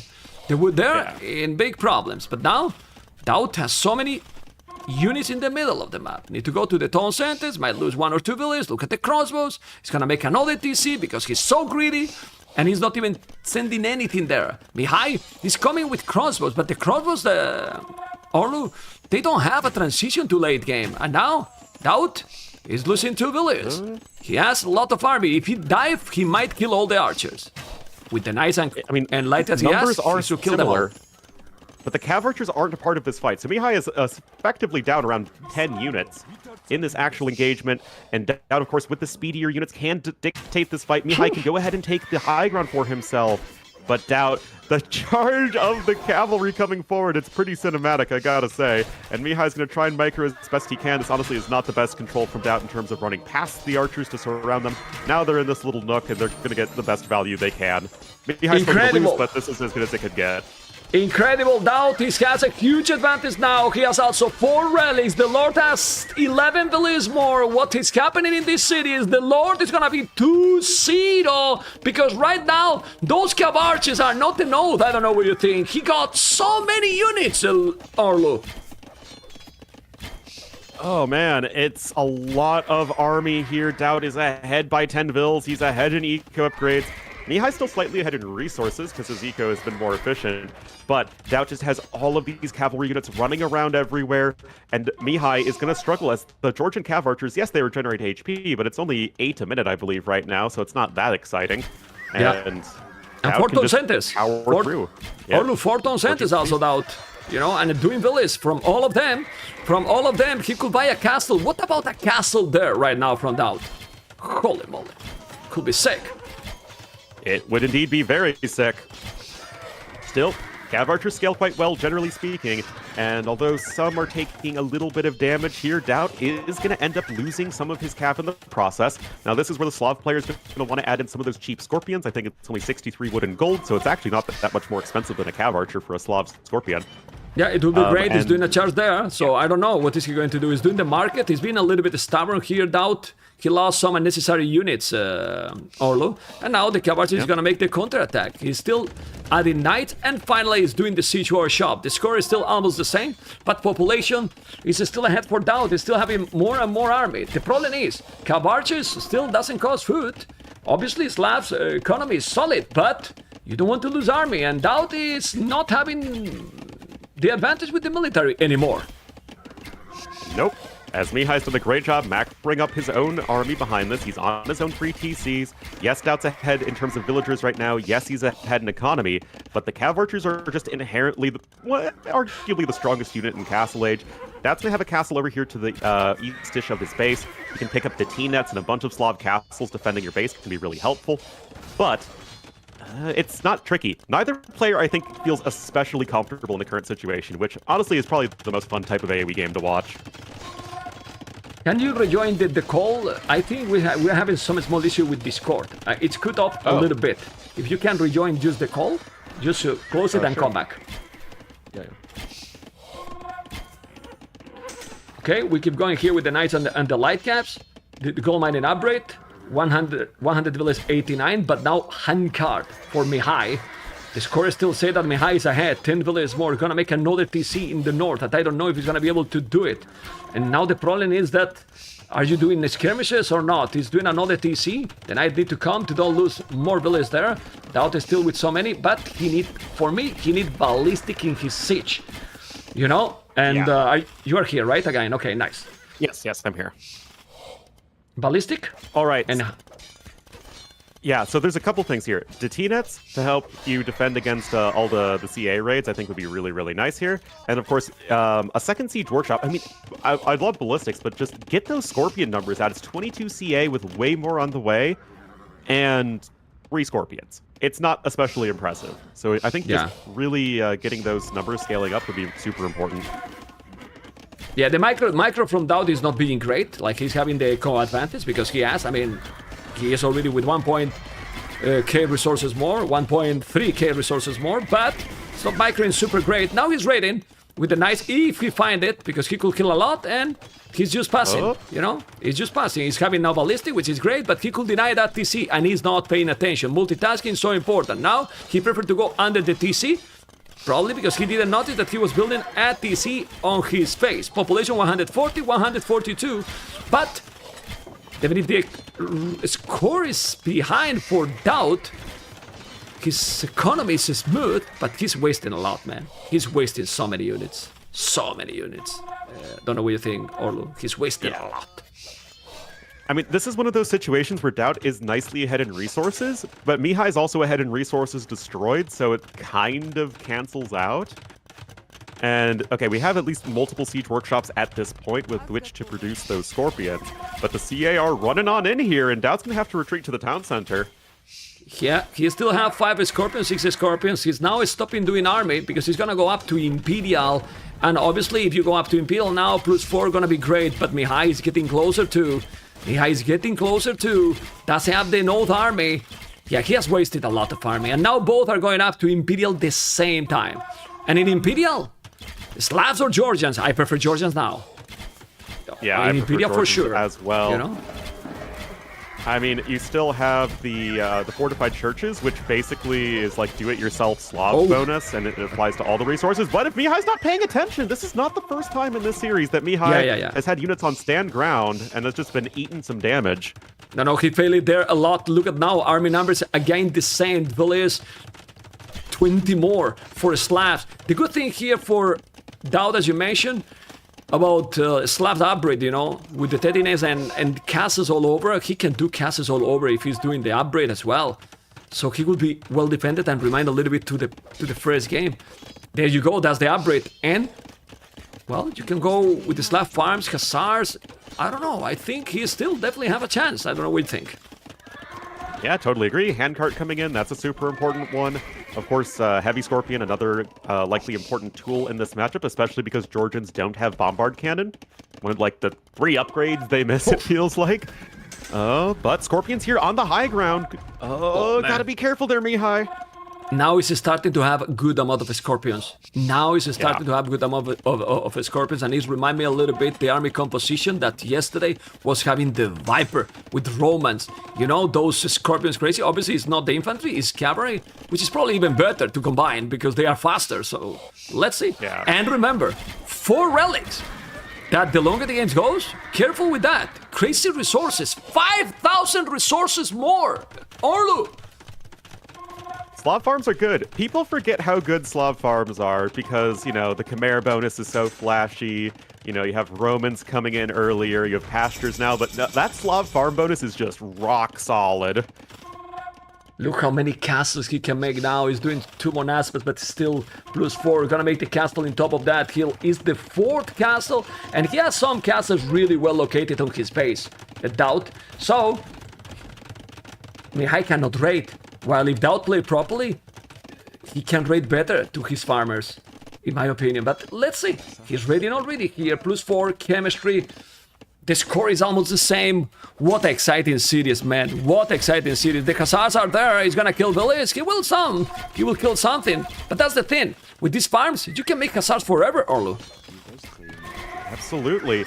That said, Georgians themselves, top tier in this regard too. I mean, you've got the fortified churches, they're both defensive buildings and they boost your own economy. You have Asnori Cavalry to get the reduced population space, which is super useful in a long game like this. And you have the HP regeneration, which is quite good in Imperial Age. So It's a really interesting game at the moment. I'm just happy to be here with you, man. This is a fun one. This is an amazing one, man. It's an amazing one. Also, with how important it is, you know. Look at the Scorpions, look at the Hussars. There's a lot of Cavalry, but the castle is there. Heavy Scorpions, but the problem is he's gonna have heavy Scorpions, but not Scorpions. Oh, man, what a beautiful engagement there from Mihai, sniping all of those expensive Scorpions. I mean, just because they're cheaper for Slavs does not make them free. That is still a very expensive loss. Mihai doing a beautiful job of keeping those CA alive. Yes, his army doesn't scale as well once both players are at 200 population, but if you keep on trading, that doesn't matter as much. Issue, though, he's still losing the castle. Those trebs are still going. Yeah, this is 3 trebs. There's another one there. Remember that you are spending half of the resources when you're repairing, but the castle is down. And losing the castle is huge. It's a lot. Problem, DauT has a lot of villages. Yes, army 24 only. 40 farmers, 21 on goal. Is still with the score lead. But he might be fine and happy with have these resources. Look at the economy for Mihai. Orlu, zero wood. Not even lumberjacks right now. What? Oh, dear. Oh, that eco-efficiency is not doing so hot at the moment. Those Scorpion numbers will eventually replenish themselves. And more Hussars coming in for DauT. I would enjoy him maybe having a more power unit switch, I guess so to say, whether that be like Onager or infantry or Boyar even. I would like to see some sort of usage for that gold coming forward for DauT. Yeah. Infantry doesn't make sense now with the Cavalries. If there's other units, like if we put halves, okay. But even Cavaliers would be good here, like stronger and tanky against the Cavalry. Never get raided.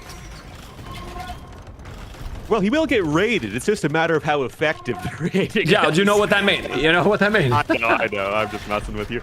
But yeah, no, this is what we were talking about earlier. I love the fact that with Detinets on a map that you cannot full wall, you can just plop those castles down all over the place, and it's very difficult to get that damage done. DauT has those 4 relics, as we keep on mentioning it before, and he's still slowly, inexorably pushing forward with 2 more castles, mem. Wow, how many he has? 1, 2, 3, 4, 5, 6, 7... 7 castles. 7 castles. DauT is not microing the greatest, but he has never done in his career to be the best micro, but his macro and map control is being very good. He needs to make that castle, because as you can see, he's still losing a lot of those Scorpions. He's not microing at all. His army numbers are lower, yes, but if he's doing that castle, he's also gonna put him away from those castles, and the traps is still there. The castle need to be up, and he's up. Need to repair the castle, but the trebuchets as well. Army numbers are dropping, but that castle is gonna be down because there's no more stone for Georgians. This is a problem. Mihai is still with the score lead. 188 population. The Cavalry are not dying. And now the Hussars need to go and kill here. But the castles is still doing the job. As soon as he keeps his castles here, Orlu, he's fine. Yeah. And the trebuchet, there's only 1 treb for Mihai. You can repair against that, no problem here with Slavs. The map still actually has a lot of golden stone on it relative to Arabia. And although Mihai is taking good fights, the KD certainly looks good for him, but the resources are great for DauT, and he can just replenish those losses, and without any sort of siege component, there's no real way for Mihai to push very effectively. Yeah, he's gonna repair again. Look at the castle. He's still 200 population behind, but the problem is 200 population at home with 150 villages, never raiding DauT. So, even if DauT doesn't have the greatest population yet, he's doing now Blast Furnace, he's gonna make more traps. He needs more Scorpions, DauT. Like, 100% and control them a lot better. That castle is gonna go down, it's only 1 trap. He could go and try to kill that trap, which he's not doing, but another castle that is gonna be down is the last one. A guy like the previous game, if Mihai loses this castle, how do you push DauT away without traps? It's gonna be very tough. I also think that at some point Mihai is gonna need to develop towards Monaspa, but if you don't have any castles, you obviously can't do that. But without Monaspa, you don't really have that great of a late game here with Georgians. You really do need that unit, unless you're going like Halb Siege Onager like in BF, but that's obviously not the case. So you need to do something, I think, a little bit stronger than the CA plus light cav. He's still ready. He is still ready. He has a stable there. This is a problem. He's doing Hussars. Well, this is the thing. I don't feel that going Hussars versus Hussars against Slavs is now the way to go for Mihai. It's true that you can have the regenerate, but the Trev is gonna go down. The castle is gonna be down. There's no more castles for him. Unbelievable game. Let's go to the middle. The castle is still alive. He need to take that Trev. He's gonna be able to take it, or he's gonna be able to defend Mihai. Mihai will have Hussars, but with 29 farmers and DauT 60 farmers. DauT, the dream from DauT can come true. 200 population doing the castle number 8. He has all the map. He need to win this game and one more. Is the Lord gonna make it to face? I don't know who, but someone in round of 12. Exactly, because we don't know the opponent, you know? Well, actually, we know. Vinchester or Sitaux. Vinchester or Sitaux. Yeah. Okay. Oh my goodness. Well, the castle's still getting low, and I wouldn't be a bit happier if DauT had more than like 6 villagers there with which to repair, as Mihai trying to take down those scorpions, and he's done such a good job of keeping those scorpion numbers low. I mean, he still has a decent enough population. No, but now he's losing. To replenish it. Oh no! Oh, now he's losing all. Now he's losing all. The castle is still alive. You need to kill that trap. This is crazy. This is really crazy. You need to send more villagers there to repair his only one trap. He has been repairing this castle forever and ever. DauT is sending more units. He has a castle on the left. He has killed so many units. The Hussars are killing because the Cavalry are almost gone. And ladies and gentlemen, with that castle there, it's already a total of 8 castles, Orlu. 8. That is pretty wild, but that's exactly how you want to play this map. You can't rely on walls, so you need to rely on defensive structures, and that's what DauT is doing very well here with the Slavs. And it's fun, like, we never get to see Slavs, and I really enjoy playing the Civ. I don't know about you, so it's good to see them get a little bit of a chance to shine. I have been telling for a long time that the Slavs is my favorite civilization. Really? Never did it, but well, you know, I was trolling, you know. Crushing my hopes and dreams again. Okay. 200 population is gonna lose now this one. The Monaspa is sticking the trap, but it's the only Monaspa left. Only Monaspa left. One trebuchet left only. This is at the limit. 2-0 for the Lord, and he need one more game. The next game is gonna be one of the most epic games in a while, Mr. Orlu. Absolutely. Whoa, oh man. This could be like the most hype. It could be the most hype 3-0 possible as Mihai goes down 0-2, down 10% more efficient in eco, over double the Hussars produced, and oh my goodness, mem. I don't know what to say. You know? Yeah, I don't know what to say. I think the system with the group stage is working quite well. No, Orlu? It's bringing some stuff, right? It's bringing some stuff here. My goodness. What do you think, Mr. Orlu? This is hype, man. I mean, this is absolutely hyped out. More than 100 more units trained compared to his opponent. And I don't know what the next map is going to be. I think Mihai's other home map was Immersion, if I recall correctly. Yeah, but DauT has Japanese for that map. Yeah, I don't know if you want to pick that one. I mean, you have to win all 3 games at this point as Mihai anyway, so... DauT is not there. DauT is not there. The pressure is real, man. The pressure is there. It's real, you know. What? Well, guys. Oh, man. Orlu, people, are you enjoying or not? Orlu, it's crazy. You know, but the group stage, it's always about lag as well, Orlu. When there's groups, it's about result, it's about lag, it's about, you know, many factors, you know. For example, last night we got a series that unfortunately it could have been very hype, but they were playing for kinda nothing, you know, the leader versus Sebastian. But I don't know you, I enjoyed that series because it's the first time ever that I see heavy Cavalry in Castle Age. We didn't see before, and they did some crazy stuff, you know. But today, well, and the first 2 series were crazy, the 3-2. With the Viper and ACCM, MBL and Jordan, and now this, because how many people was thinking that DauT could do it? I'm checking the chat, Twitch, YouTube. You thought that he could do the 3-0? You wouldn't have Orlu a lot of hopes for that. Like I said at the start, I would say it was possible, but unlikely. But DauT showing he still got it, right? And as, you know, some of these, let's say, more experienced players can show is that if they are in the correct situation, if the game is not decided in feudal age with all of the super crazy micro, DauT, he's still amazing at recognizing those win conditions, and really fantastic play from him. It's been a fun series. And now we have Immersion, a brutal multitasking map that... Well, let me put, because I didn't even put the overlay, I think, in the map. You know, in the map maybe. It's Land Madness, yes, but the Civs, I have to remove them. Georgians, I told you that Georgians are overrated, Orlu. I mean, I say it, you know, and you say this is the best civilization in the game, yeah, so I don't know, you know? I don't think that it wasn't like a Civ win. I mean, it's about the actual play of the players. Ooh. He picked Italians. Oh my god.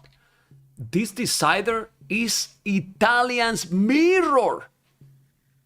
Oh, is it? We're gonna party like it's 2018, Mem? Italian mirror on a hybrid map? Italians Are you ready mirror. to cast the Escape Champions League? Well, I'm gonna tell you something. Maybe he's gonna win. I feel it's a mistake by DauT. Don't know what you think. Yeah, I think that DauT is going to be, relatively speaking, worse in a mirror matchup than he could be trying to leverage the advantages of a civilization. Yeah, and I think Japanese... I prefer Japan than Italians, honestly. Personally, you know? That's my personal opinion, you know? Like, I don't know. I think it's fine both ways. I don't really think I would favor one over the other all that much. But as you they're both mentioned... good, especially Italians just got a buff, right? Like, Yeah, they're good. Yeah, but as you mentioned, it's feel that the starting is being smoother for Mihai. It's just later on DauT with the macro and the save, you know, is having the advantage. But if there is mirror involved, it's gonna be more complicated to be able to get this advantage from DauT. You know, it's feel smoother, you know. Let's see. Let's see if DauT can do it, you know. Okay. Well, I will need to... The start of the game, Orlu, you have to take over for a moment, okay? I will come back in a minute, okay? When it's starting, I will let you know, because I have to switch into that scene when Vodka tell me. I hope that there is no problems now. There you go, no problems, and I'll be right back. All on you, Mr. Orlu. Yep. All right, everybody. Here we are. This is the set for all the marbles. Here we have the Italian mirror on immersion. DauT going to be in the blue to the southwest. We're going to have Mihai in the yellow to the north. And, of course, immersion, you have the 4 pawns between the players. You have all the fish here on the outside. And this is really going to come down to not just execution, right? Because when we think about mirror matchups, we tend to think about, okay, you have each player doing the exact same thing, and then the one player does it better.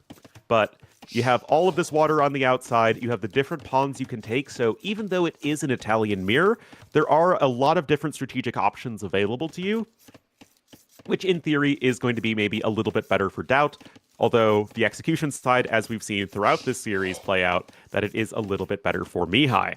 So this is hype, guys. It's one game here. Whoever wins gets to go through to the round of 12 to face either Sitaux or Vinchester and keep their hopes alive for this tournament. Because, I mean, for both of these players, right, guys, it's DauT, you know, he didn't qualify that easily. And then you're in a situation where it's like, oh, does DauT still have it in him to make these deep runs in tournaments?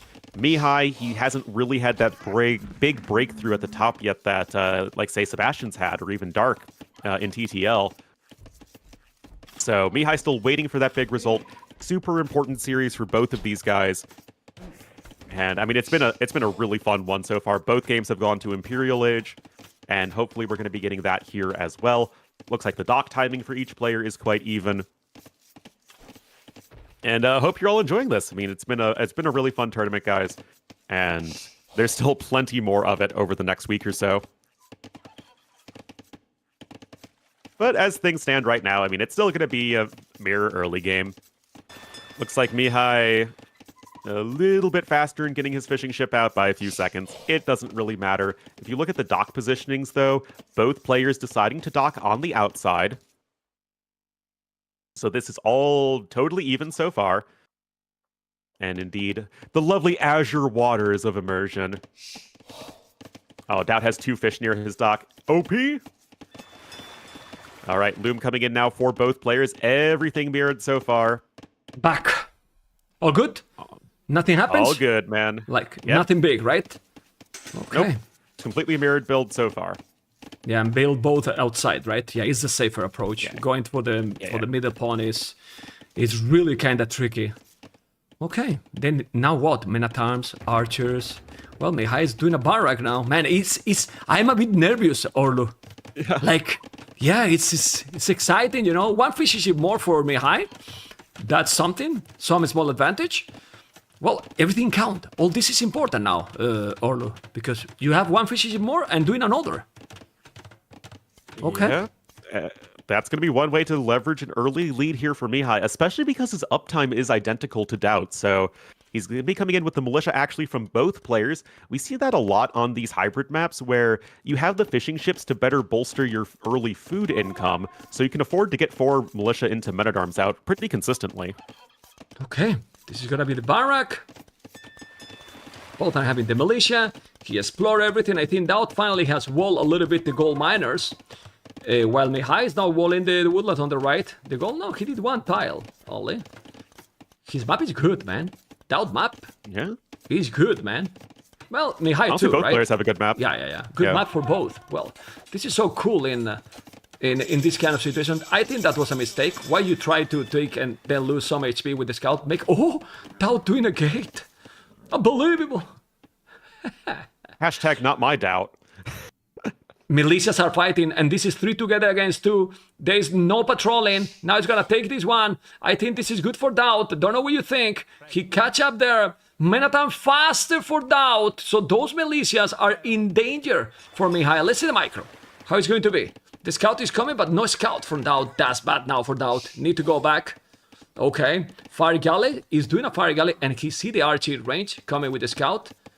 And he let it go, but now you should wall a little bit. He could have walled completely with that dock to the palisade, and then he couldn't go through. Look, that could be completely wall. Hard did it yesterday, or I don't know who was, or the day that did it. And now the men-at-arms are coming. That's incredible, you know? That he's gonna have this problems feels there. like you had every opportunity to defend yourself at this point. DauT is coming home with his own units, but you could do that and also have your villagers be efficient behind this. It's, now it's not an either-or situation. 6 fishing ships for both, though. Double bid-axe as well. Yeah, now his house, the men-at-arms keep chasing. This guy is gonna be down. He lost some of HP. The house is... Yeah, it's been housed for a long time already, for a really long time. That wasn't the best move there by DauT. He's on the hill, but he did a good micro here. You know, not anymore. Need to go back. He's hitting the hill. And the same population. Pretty much the same. With a small advantage, I will say, for DauT, because he has a dock in the middle. He does have a dock in the middle, but Mihai's had a more efficient eco. He is ahead by, let's call it 100-ish resources. So that's a nice win for him. Archers are coming out. Remember, you get that extra armor now, which is quite nice for the Italians. And DauT, as far as I can tell, does not have any ranges coming in yet. He's doing now, so he's behind in that regard.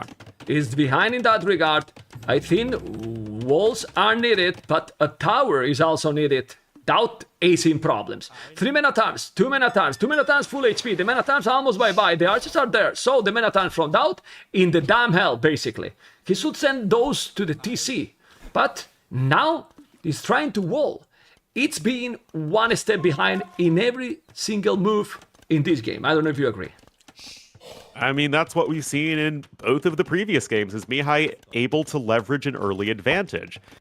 Now, in the previous 2 games, the rush distance has been longer and DauT has been able to defend into late game, but that's not really what Immersion is all about. Immersion is more about snowballing early advantages. DauT skirmishers here are going to help him defend for now, but Mihai is simply ahead in the army. He's just made more units than his opponent, as now he's got his own dock coming up in the middle. What is this? The walls are crazy, and he could have wall here through that wood line. The archers are coming, that village is gonna die.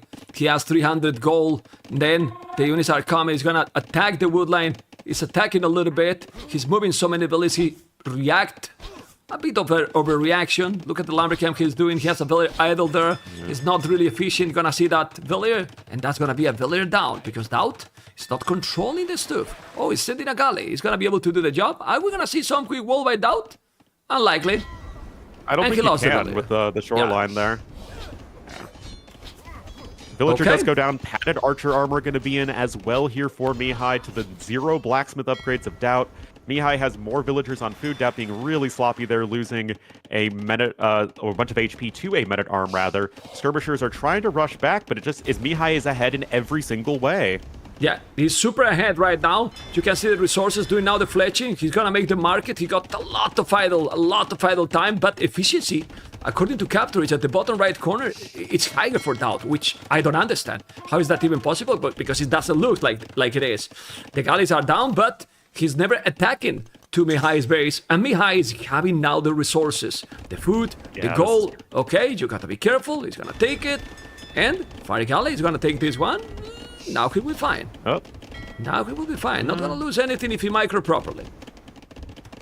And he is Yeah, micro properly. still- Okay.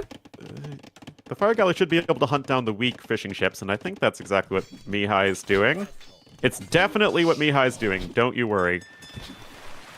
But still, the blacksmith upgrades, padded archer armor is a huge deal for the skirmishers, guys. It is the difference between 1 and 2 damage, and Mihai's still taking good fights.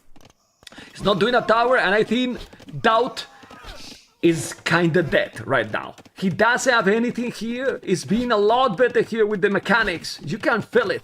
How it's been faster, but the TC, ooh, that's not good. Have to be careful. He's diving too much. Look at DauT resources.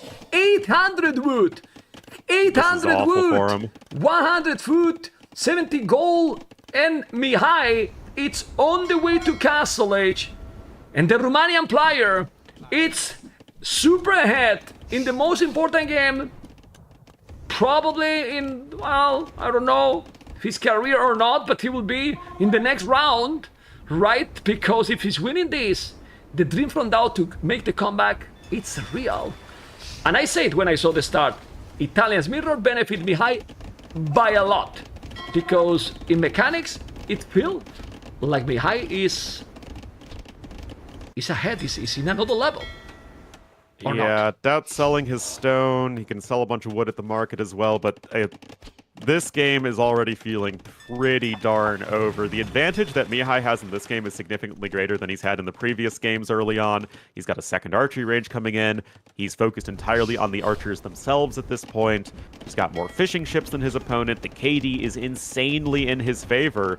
And this is Wow. where the aggressive hybrid map setting is really going to favor Mihai over DauT. Yeah, as you can see, 63 population, 50 population. He's on the way to Castles now, but it is a problem. It is a big problem. He has the same village. Yes, he has the same village. He's doing even more. He's gonna make another dock. But how you gonna defend now against the archers? How you gonna defend against the archers? Look at the score. It's crazy. I mean, 24-9 KD, and he's still open. He's not even walled with houses or something. Yeah. He has 6 skirmishes against 13 archers. Now he's doing the houses. He should wall the whole thing. If he's not walling the whole thing... Oh, the good thing is that he's going away. No. It's not anymore. Yeah, Okay. just keep on pressuring Mihai, and he should be pretty good here. Crossbow, Bodkin, War Galley all coming in.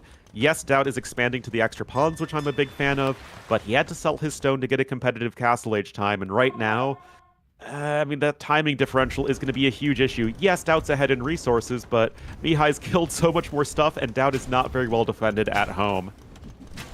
He need to buy a tower, honestly, or not. Is with the skins gonna be able to do the job? He has +1/+1 skin, but those are crossbows and Bodkin. Okay, 40 seconds. Don't you think that buying a tower is needed? I mean, for the goal, or maybe wall between that trees and the berries. He's not, but he has the hill advantage. Okay, DauT seems to be trying to hold with the skirms, but he's gonna go now, and the gold Mihai miners. commits. Yeah, he I love commit. this from Mihai. I mean, this is one of the most important games of his career, if not the most important. And he's saying, you know what, DauT? I take this fight. I kill you. And that is a beautiful engagement from Mihai. DauT's going to lose all of his skirmishers and a random villager just before Castle Age comes in. And this is insanely good for Mihai. DauT going to try and rush up a siege workshop, but it is already looking so grim for here in this game number 3. He's gonna be a mangonel there. War Galley upgrade. He's not doing the mangonel. He's doing a scorpion. He's losing few villas. I really don't know why he didn't wall a little bit more or make a tower. He's trying to keep going, doing a town center, but the timing, the momentum is definitely for Mihai, who is playing a much better third game till now than DauT. I don't know if you agree. For now, he's playing you so Totally clean. agree. You know, 16 I mean, villas. this is a map Sitaux. and a matchup that plays to Mihai's strengths, and he is doing an amazing job of leveraging that in such an important game for him. Yes, the Scorpions are out for DauT, but this is a mirror matchup. He's got no army, and he's got no real lead in this game, and it's like, where are you supposed to get an advantage at this point as DauT? Yeah, that's true. That's really true.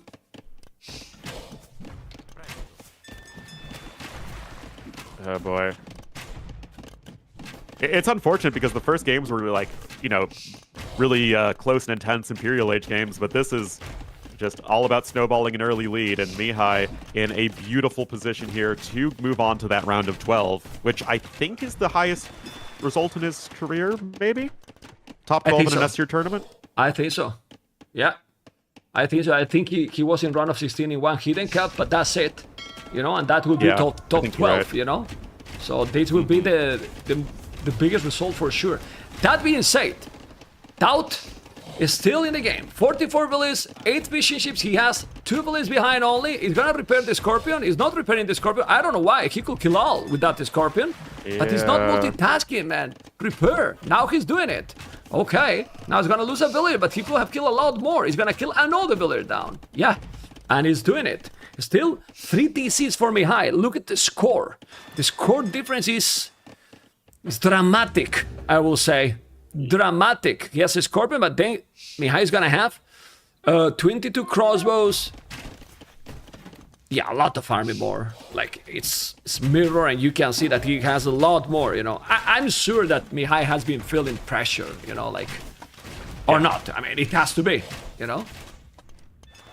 I would imagine he feels a lot of pressure. I know I would in his situation, but you know what?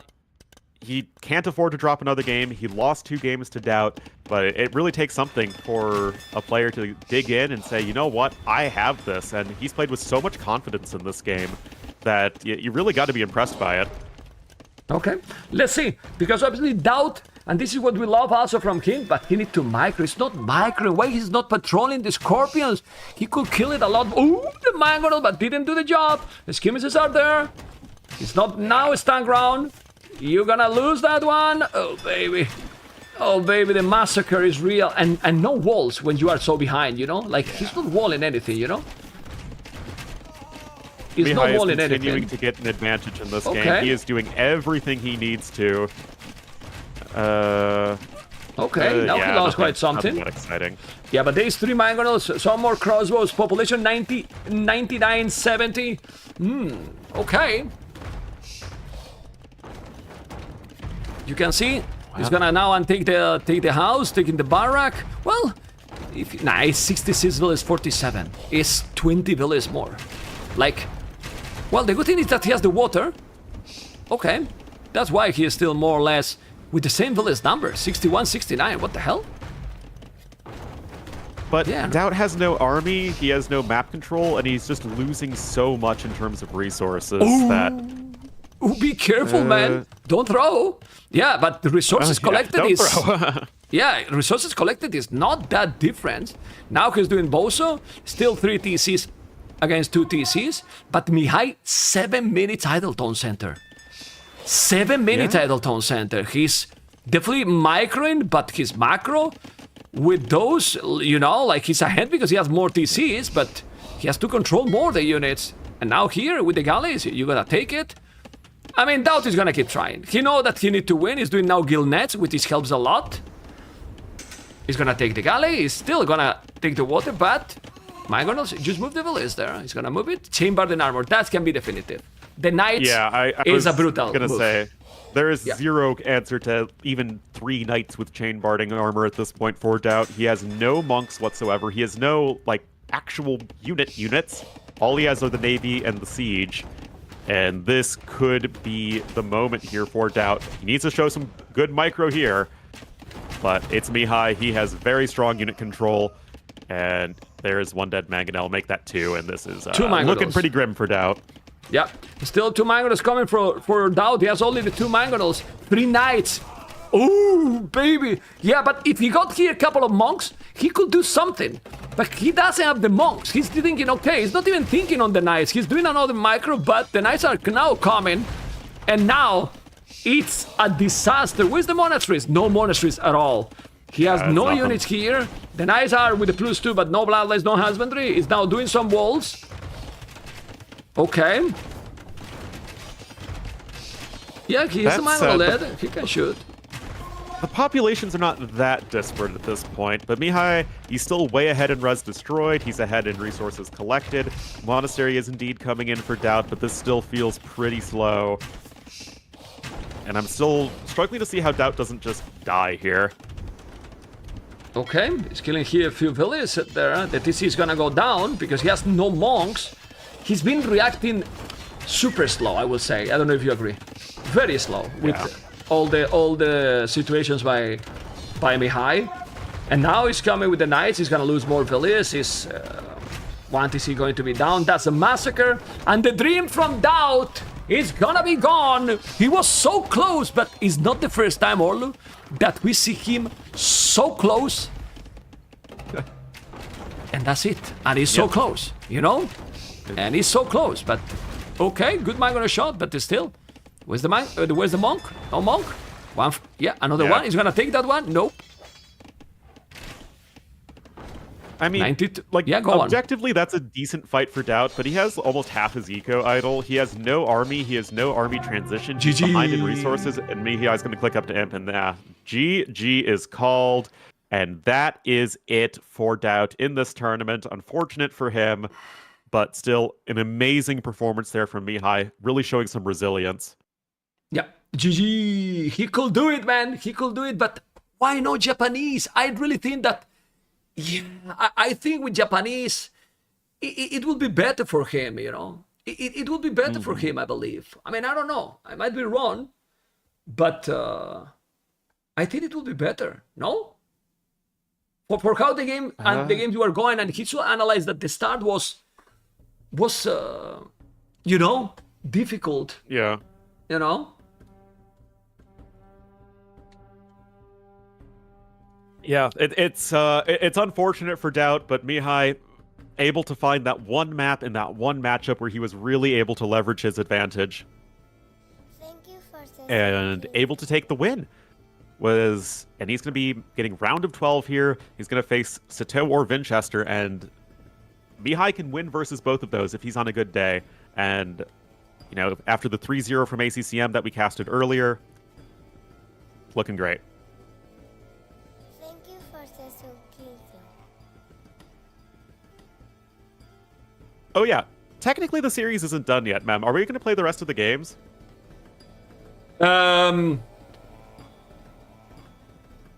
I don't know. Yeah, because I'm checking. Yes, I don't think he. Yeah, okay. I'm talking with the admins, you know, and gonna bring it here. Yeah, DauT want to concede, guys, because he didn't need to do it more, and we let him to be over here. We don't need to play the next game. He feel bad, and since he cannot advance, with this result, no matter if Mihai win or lose, Mihai is second, no matter what, you know. Yeah. So I'm going to interview now Mihai, you know, and that's it, you know. No. He's earning the highest seat. He's earning the highest seat. Mihai will get the same result, no matter what. So right now, he was fighting for the 3-0, and I'm not gonna force him to play just if he cannot advance and he's feeling disappointed and bad, you know. So he's second no matter what. The result doesn't change. And well, he was fighting for everything, and it's fine. It's fine for me. I mean, we'll lose what? We lose some content because we could have another game, but you know, it's okay.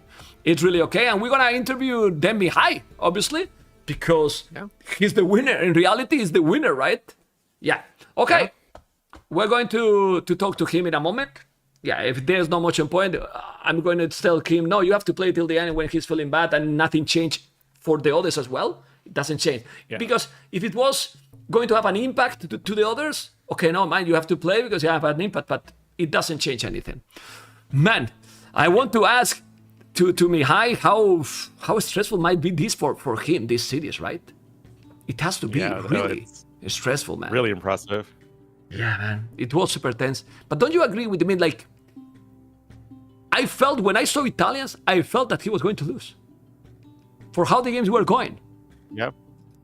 I think based on the map and the Civ matchup, everything was set up there for Mihai to be successful in doing exactly what he did. And I mean, it takes a lot to be able to dig down and do that when, you know, you lose 2 games. You're not able to finish off DauT when you have an early lead, but impressive stuff. Thank you for the sulking. Okay. Okay, I'm gonna talk with Mihai. I will be right back in a moment. Okay, Mr. Orlu? Okay. Okie dokie. And here we are. Well, you are the winner because you needed 1 game. Mihai, don't tell me. Well, first, congratulations. And don't tell me that today it was not a stressful series for you. Hello, ma'am. Yeah, I'm not sure why. I feel like I should have been happy right now, but for some reason I'm mixed feelings.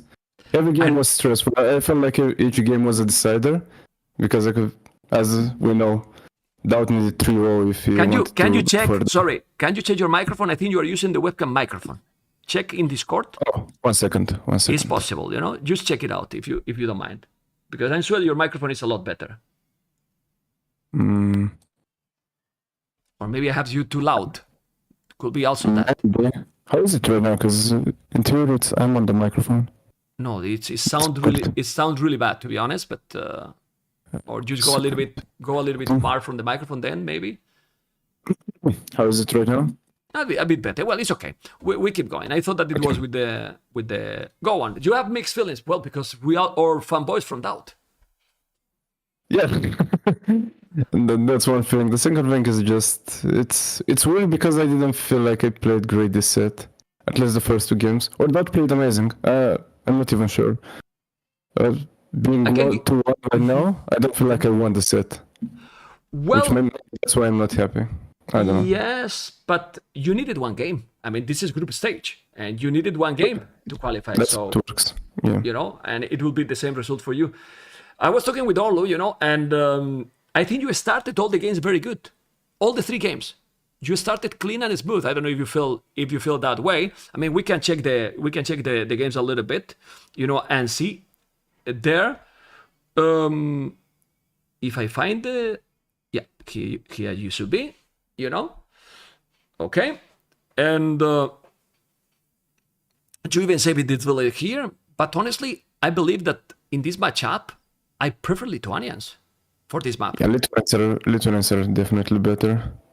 I can't blame fully the Civ because I felt like somewhere I had a time window where I could find damage and I didn't because I was reacting to him. Yeah. So that's why I have the feeling that I didn't play this game properly. Yeah, but you start is on time. Okay. I would say. But your start, you were doing the fishing ship. They were safe because you walled it with the gate. Like you were having a good economy. Look at the resources collected. You started completely fine. You were ahead, but the map is big, and if you don't make early damage here... Yeah, exactly. Okay. Maybe I should have played for Cav, because of his scouts harassing my economy, I felt like my wood eco was weak and I couldn't transition to CAs in time, which should be the go-to unit in this matchup. I don't think Japanese have a chance with any other unit. But as DauT, he played really well and he got to his late game composition, which is almost unbeatable for Japanese. Yeah, unless Lithuania makes a mistake. Mm-hmm. Well, what's having the castles all over, So it's that's true. We can go a little bit farther in the clips of vodka. Just go for the kind of for Imperial here because there you were having some Cav archers, but here we don't need to go farther more like just look how the map control is already belong to DauT basically, because you were with 200 population too, but how you kill him? I don't know, not with CAs. If I don't get a snowball in Castle Age with the CAs, I think it's rough. Because this engagement was bad. But the map is really open, but at the same time really compact, because with 3 castles, he defended his whole base, and I can't raid it. Well, at least with ranged units. Well, it's semi-open. It's semi-open map. Mihai, it's semi-open map. You know? Go on, sorry. Initially, I think it was an open map, open hybrid map, but right now with the stones generation, how do they generate right now? It's a semi-open. I think, I think it really fit to the category. This one, you know, like it's for how it is. I don't think that you play, and in this one you also started very well too, but maybe you didn't make also enough damage here with the amount of army you had, because you have, look at Nick here now. You were ahead. You are having more army than him. He had horse collar from what I see. Yeah. I felt like I should have forced more in feudal. This is where I had the timing. I don't know exactly what went wrong, but him being faster to Castle Age, I think that's what kind of screwed me. Maybe me going for the walls instead of committing to Feudal Age. Because I saw right in Dark Age that I have a wallable map, so that was the plan at some point. But maybe it was a mistake to go for that. This engagement went a little bit more in his favor than I expected, but he had armor and bloodlines. Yeah. Yeah, the scouts were fully upgraded. I was ahead of this, but he had the wheelbarrow. So so this is one of those games that you will have to analyze to see what it was wrong. You are not sure. Maybe I stayed too much on archers as well, because I was not planning to make crossbows anyway. It's not necessarily a map where crossbows can do something. Yeah, maybe the Cavalry's transition here was a little bit slow, right? Yeah, and that one as well. And it's a hard map to play CS. I think both Brookside and this one, it's hard to play with CS because your eco will be always vulnerable. You can't fully wall yourself. Yeah, and in the middle he got points, but his eco was untouched. Yeah, and was having 4 relics also. 4 relics also. Okay, let's make you feel more happy, because this is the game that you lose. Let's go to the game 3. Come on, vodka, move on. Bye this game. Go to the game 3. In the game 3, you didn't give a chance. In this mirror game with Italians, you were playing aggressive, and I felt that. I gave him a chance. What? I almost lost my scout there. I gave him a chance. Okay. But, okay. Yeah, I think the timing was in my favor. Maybe he had too much fish somewhere, that his base remained exposed. Because I think the macro was better for me. That's how I got a better castle age timing as well. No, your micro was a lot better in this game. You were controlling everything, and you here dominated completely. You will see how you get some few battles that your KD was insane. At some point, you have killed him like 20 villages, and you didn't lose a single village in the game. Yeah, he should have just been well there. That was the only exposed area from his base, I see. He's not walling, so he died against the archers. Yeah, that's kind of an unforgivable mistake. But look at the KD now. Mihai, look at the KD here. Now for you. Yeah, now. Shit! I haven't lost a unit. Are you feeling better now? Are you feeling better now or not? A bit, no? Okay. That you mean you said some word? Let me go like this. Okay, he said that, but it's okay. We cover with the sound, no problem. Yeah, nobody heard it. Yeah, it's fine. Anyway, I think you should feel happy. I feel that you were playing good. Obviously, the first 2 games DauT did really nice, but it should be a 3-0 for him. You have played, and you deserve to be in the next stage. I think personally that you have played strong the tournament, and I want to ask if you were feeling nervous, because there was all on the line. You knew that if you win 3-0, you are eliminated, basically. Yeah, exactly. As I said, each game felt like a decider to me, because I just couldn't get out of my head the fact that I just have to win 1 game, and that's it. It's over. That was one thing. So you were feeling that pressure? I felt it in the first and the second game, But for some reason, I didn't feel it in the third game, which went really smooth for me. So maybe that impacted the way I played there. I don't know how it worked, but apparently I wasn't nervous in the third game. Maybe I just knew it's Italian's mirror. That was my question. That was my question. Like, I was telling to Orlo, to my co-caster, like, when I saw Italians, I said, I think this benefits Mihai. Because I feel that your early game, your mechanics are stronger. And in a mirror matchup, it's maybe easier to solve that. Yeah, I expected Japanese. I don't know what. Okay. Maybe he kept Japanese for short lines. I don't know. That was a surprise for me as well. I didn't believe he would go for a mirror matchup. But here. he cannot think in short lines. He need to win that game. So I was. And is Japanese better than Italians? I wouldn't say in that so. map? No. Italians should be slightly favored. Played properly, of course. Because you can just open archers. You have that extra armor, cheaper age up, cheaper fishing ships. As long as you don't lose the fish or something, you must get a better castle timing, cheaper everything. That's what Italians about. Okay. I mean, So I I like a lot Japanese fishing ship, you know. And now they are not listening. Who you prefer as opponent? They are not listening, Mihai. Okay. Do you have any preference, or you gonna dominate no matter who you play? I have to say I prefer Vinchester. First, Sitaux is my teammate. Okay. And secondly, I think I have a better chance against Vinchester than against Sitaux. Sitaux playstyle, it's better against me. Let's see. Okay. Well, let's see what is gonna happen. Don't be sad. Be happy. You are in the next round. You know. So you are. Is this the best result in a STO tournament for you? You are top 12. I think it is the best result. Yeah, that would definitely make me happy. I'm trying to hype you, man. It's the best result ever for you, right? I'm so low. I've been screaming after winning ACCM, but now I'm so okay. dried. Only one thing. It's awkward. Check the bot later, and you need to fix the microphone in case that you win tomorrow. All right. Okay. Thank you, Mihai. Thank you, Mihai, for joining, and congratulations. Okay. Thank you very much. Have a nice one, man. Thank you. Take care. Okay, guys. I'm going to Orlo. Don't know what's happening with the... but I can understand him. And, I like because these people, they are all so cool, He was feeling bad because obviously the situation with DauT, it was awkward, let's say. Like, he didn't win completely the series, but he already was qualified thanks to the results, right? I could understand also because he felt that he didn't play his best, but he said he was nervous in the first two games. It's normal.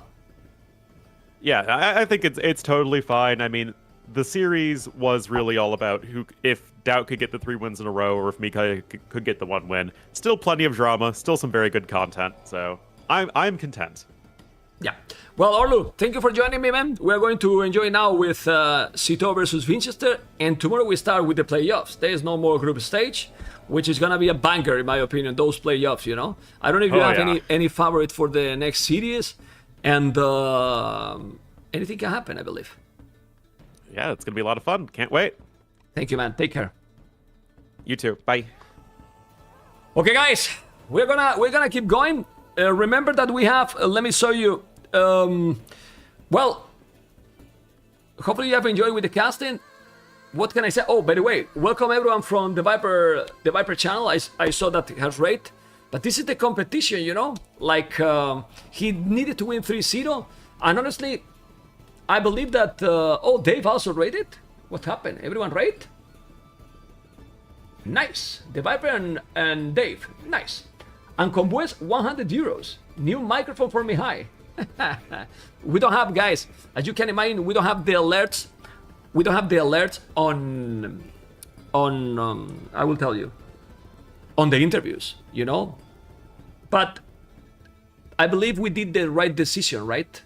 DauT asked for, he wanted to concede, and I believe the best way is to, it's fine, I think it's the best decision for sure. Okay, we're going to go for the next series. I'm gonna set up in a moment, in a real moment. If I find the damn buttons, man, I have so many things to do. And it's the last series group stage. Thank you for joining, guys. We keep going. key here. But oh, Oh. that's a pillar tag. If he has no loom. Oh, I mean, it's not the worst situation, which is the villager dying before they can build the dock, but... Okay, this villager does not deserve to survive. Not at all. That is just abusing pathfinding. Game changing here.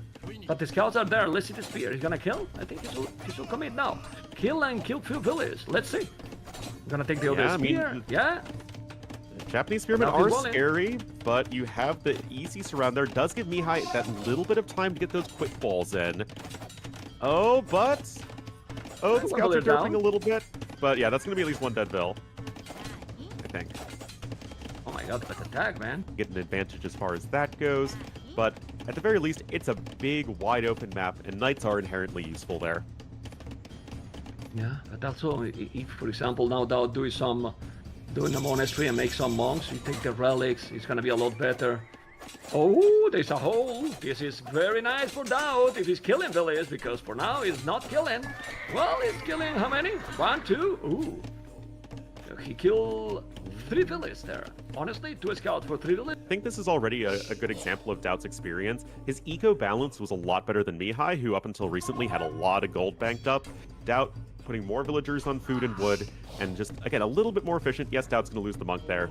A little bit unfortunate for him, but it's not really the end of the world, as Mihai is going to be doing the same thing. Yeah, and now he's going Cavalry. I don't know if going Cavalry now, well, it's okay, but he doesn't have... Your own 2 hands with this unit. It just obliterates anything that it comes in contact with. And the fact that the latest also has the same movement speed as the Cav Archer, whereas knights are slower, really is a big help. Yeah, need to go away. Need to go away. Those Cav Archers grab. Ooh, that's great for DauT, I think. Yeah, I think that's good, man. Yeah, he's killing quite something here. He's killing quite something. Remember that he got more numbers and he killed. You can see that. Cav Archers really need to be in one big blob to be effective. That is not true for the latest, so just try and spread your opponent out. Doing a great job here now. DauT has a good army, a very, very good army, and now he has no mobility. Mihai has no mobility. Those units are gonna melt the Cav Archer. You will see if he's not moving, he's gonna kill absolutely everything. What do you think, Mr. Olu? The Cav Archer is going to disappear! Oh, man.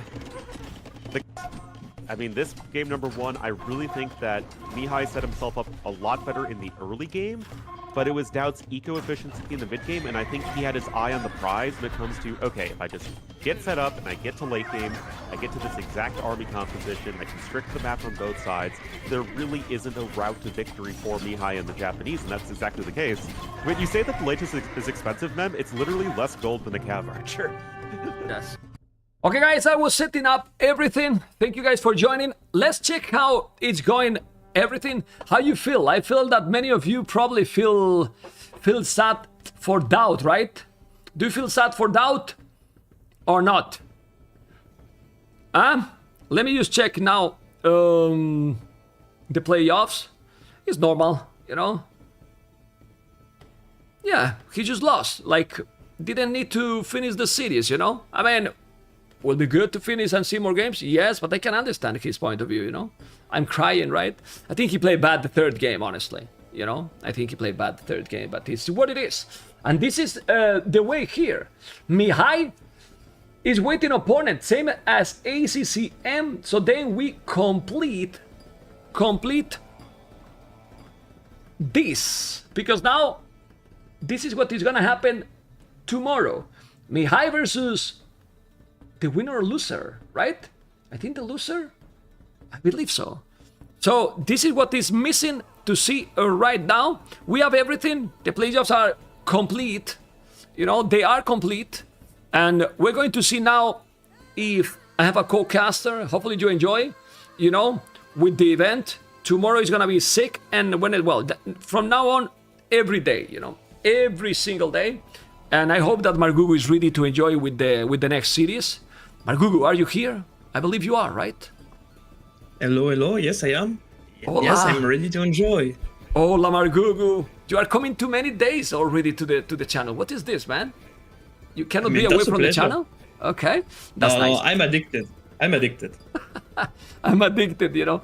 I'm addicted too, but I'm tired, you know? I'm tired and it's still, it's so many days, you know? And we're gonna still have, well, the whole week, you know? But now, with playoffs, with knockout stage, it's even more exciting, right? And it's starting tomorrow.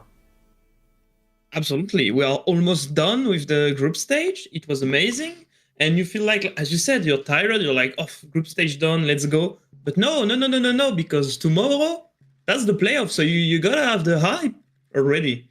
So no, that's crazy. That's insane. That's really intense, but that's a lot of pleasure, definitely. And look at this, because now people might think, no, they are playing for choose opponent. They are not gonna play serious. This is tomorrow. And this is the funny part here. You might believe, oh, if I win, I have to play ACCM. It's better to play Mihai. Mihai won 3-0 ACCM. Yeah, that's not easy at all. Also, you have this thing. Sometimes you prefer to play against a certain opponent depending about your playstyle, right? So sometimes maybe a player is like, okay, Mihai has been doing better, but I prefer playing ACCM, so I have to win, or things like this. So it's not obvious. Like, it's not like I wanna lose.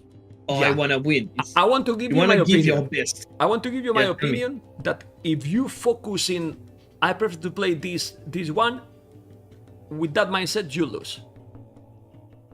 I agree. I think in life, I hope at least that nice guy that respect the rules and always give their best success at the end, right? Sometimes it's not the case, but I do believe that. And I do believe that the guy that has the mindset to win today, no matter who he will face tomorrow or the coming days, will have better chances to go for a deep run. I remember Sebastian, because Sebastian has an unfortunate won this tournament. But I'm going to tell you something. A year ago, we were in the same team, and he was always telling me, I don't care who I'm playing. I want to win the tournament. Like, I don't care about round of 12. I don't care about quarterfinals, semi. I want to win the tournament. So I have to beat everyone. And guess what? He is the rising star. I mean, he got bad luck in the sense that, well, that he lost. He got two series. I remember that I think was getting one with you. There was one game, or was, yeah, it was. And he was losing so many villages. You remember that he was getting raided by the knights, and then he didn't react. And he got the games. He lost some games. You know what I mean? But we're gonna start with the next game. I think at the end, who has that mentality, Sebastian mentality, it will success in the game. Absolutely. And in life, in my opinion, you know. Absolutely. I agree. I completely agree with you. Think of yourself, you know. But well, everyone is different, right? Let's go to the draft because they are going to start. We're gonna see some nice maps. The first map is going to be Arabia. Well, I like it to see Arabia. Don't know what you think here because we don't see many in the tournament. Yeah, most of the time people likes to pick some other maps because Arabia is like you cannot prepare on Arabia most of the times, right? It's like everyone plays it so much that it's a skill map, and sometimes players prefer to avoid it so they can go for some map where they practice on it, right? But I like that they picked Arabia first map. It's like a perfect way to start with the set. And for those people that say no, they don't have to play for a lot on. They are picking their maps that he has been picking in previous rounds.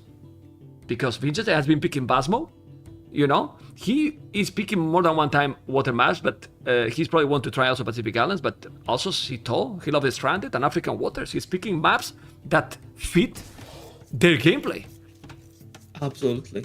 I hope Sitaux prepared the wild strategies, because I know my boy, and I can tell you that he's ready for the playoffs, and today, he wants to win and he will try. It also can be a perfect moment to be like, okay, I have some strategies in mind for playoffs. Let's give it a try, do my best, and let's test out things, right? So I think it's fine. It's all good. Okay, let's see what is going to be. I think blue and purple people will complete being colorblind, so we should let's put Vinchester red, and that's it. Blue and red that we are not using a lot, and we go for the simple. Mr. Vodka. Oh, yeah. Purple and red is probably the worst one. Yeah. I think he wanted to put probably Vinchester purple and Sitaux yellow maybe, but let's yellow to the Viper. Anyway, it's a chick in Arabia. That's not that good for Mongols, right? Mongols back then used to be a wonderful team in Arabia, but since this is a chicken Arabia, they doesn't have that much deer to push, only 2 boars to get the bonus on. So it's not the best for Mongols. I saw a tier list recently, an Arabia tier list, from Sitaux actually, and he ranked Mongols B tier. He was like, it's a 50-50. If you get deer, it's a S tier sieve, it's like a top sieve.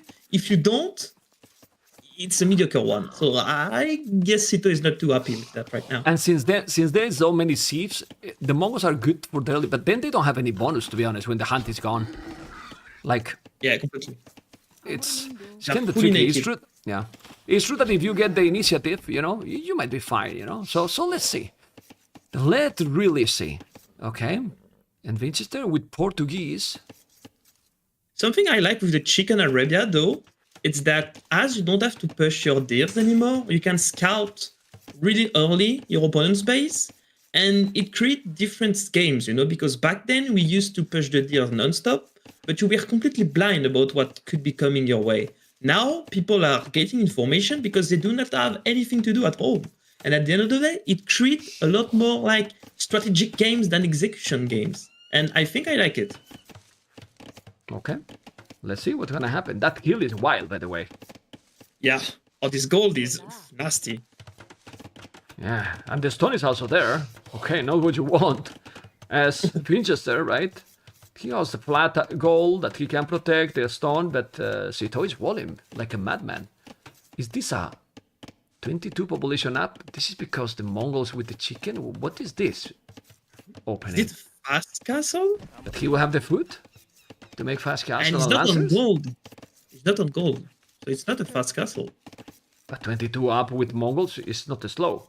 It's super slow. Yeah. It's me at the gym. Like it's like. Yeah, man. I cannot believe that. Okay, let's see what's gonna happen. 2 villages on goal now, and okay. I'm interested. I mean, Portuguese is really solid on Arabia. We talked about Mongols, but Portuguese is really solid, and they don't have this thing that, like, they do not need to get a lot of initiative early on, like Mongols, because they are super solid at any age, basically. Like, even in late game, they're really strong. Early on, they have a lot of bonuses, and I think Vinchester was really happy to see a Chicken Arabia against Mongols as well. So he's sure that he won't die early on against Mongols, right? Looks like Sitaux is just going for like a really good eco. Does he have loom? No. Holy moly. Fast wall Sitaux? Yeah, my boy is. I'm gonna kill 2. My boy is an old guy. He's gonna kill 2. Maybe. Oh my god. Oh my god. Well, Vinchester is not joking, right? Not joking around. 2 villages killed right now. Oh man. Sitaux went for such a greedy one. Like, it was so greedy. I mean, I think he went for something like, okay, I'm Mongols, so my opponent will think I'm going super aggressive. So Vinchester will stay at home, try to survive the first minutes. Let's use this bait so I can get a huge economy going. Unfortunately, Vinchester called this bait and just punished Sitaux so hard. Okay, 22 population, 25 for Vinchester.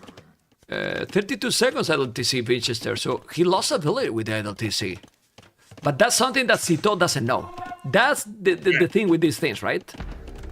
Yeah, absolutely. So Sitaux, as you can see, like, Sitaux is making a tower. Sitaux is like, in his mind, Sitaux is so behind already.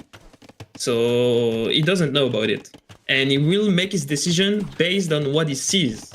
And he doesn't know about that, as you mentioned. So yeah, could be a bit of a pickle for Sitaux. It's 40 seconds. It's almost already... Look at the village number. It's almost the same. 40 seconds is almost like the 2 villages that he lost it. That's crazy. It's crazy. I mean, maybe it's Chicken Arabia. Chicken Arabia is sometimes really hard to balance, you know? Like, maybe they are chicken, they play like chickens, this is Chicken Arabia, everyone is... Well, he doesn't cook them, that's why. He didn't even take it, so he has no food, actually. That's true. Yeah, I mean, you go up without the deer, so he's doing the farmers, he has horse collar, so he made also horse collar and double tax. How you gonna have food to keep going? He's ahead in village, Sitaux now. What the hell? Sitaux is booming. What is this? He's booming. Let's see the first fight, because that can be tricky for Sitaux. He's under the hill. The scout is really annoying. The scout can be really good against the first skirm. Fletching for Sitaux, already fletching in for Vinchester. Oh, this hill on the berries can be a full disaster for Sitaux. He has skirm, so he should be fine, but he has to get a decent micro. Okay, let's see what's gonna happen. He's gonna kill those skirms, I believe. He has fletching in a moment. I think he's gonna lose maybe a Bellier. Oh, baby. Okay. So, just look how crazy it is, this game. You have lost 3 Belliers, but still Sitaux is fine. Because Sitaux has his still opponent... second identity. That's good. Sitaux second let's see. Idleton Center. It's crazy. Yeah, that's pretty clean, honestly, because he lost 2 vills because he didn't have loom. Like, he was under some pressure. No, 0 second idle TC. Like, maybe Vinchester sacrificed some of his TC idle time to get some pressure early on. I saw him adding a second range as well, a market. Maybe Vinch is going for some type of abuse market range opening. Okay, they're still walling now, everything, but oh my god, this is why this map, Marguru is in the semi-open category. Like, at the end, everyone walling 100%, right? 100%. You have to, right? When you have the pressure on your opponent, you know where his army is, but suddenly, when you're on the back foot, you have to wall, right? At this level, if you don't wall, you might die to a little sneak, and that's not what you want. Yeah, well, Vinchester has a little bit more resources than his opponent.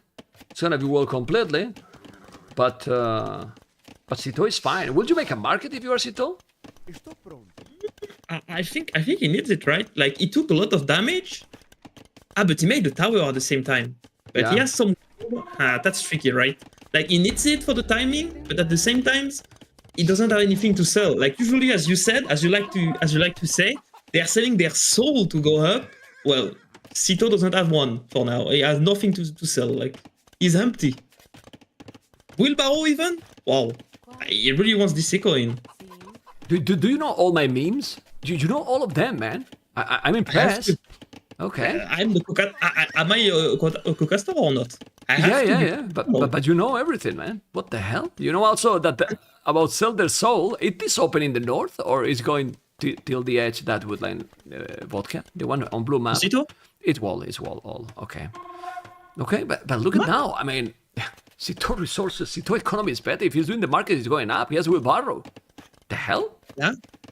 I mean, Vinchester made the market but didn't sell his stone. What is he doing? Nothing. Like, and Wheelbarrow now, wait, what? He made a market? He went for a double range? Doesn't sell the stone? And now he's going for a wheelbarrow?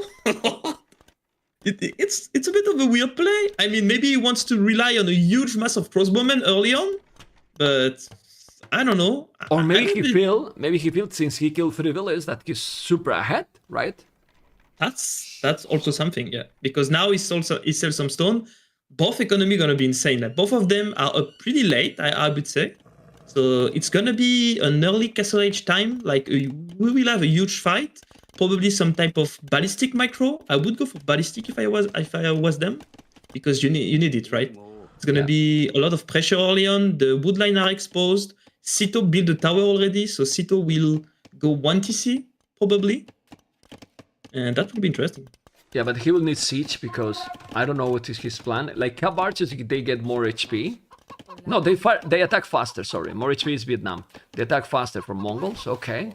But he has 18 archers now, potentially crossbows. And now, Sitaux, if you see those chickens that are still alive, he should think like, he didn't have the greatest economy. Now, don't kill the chickens. Come on, man.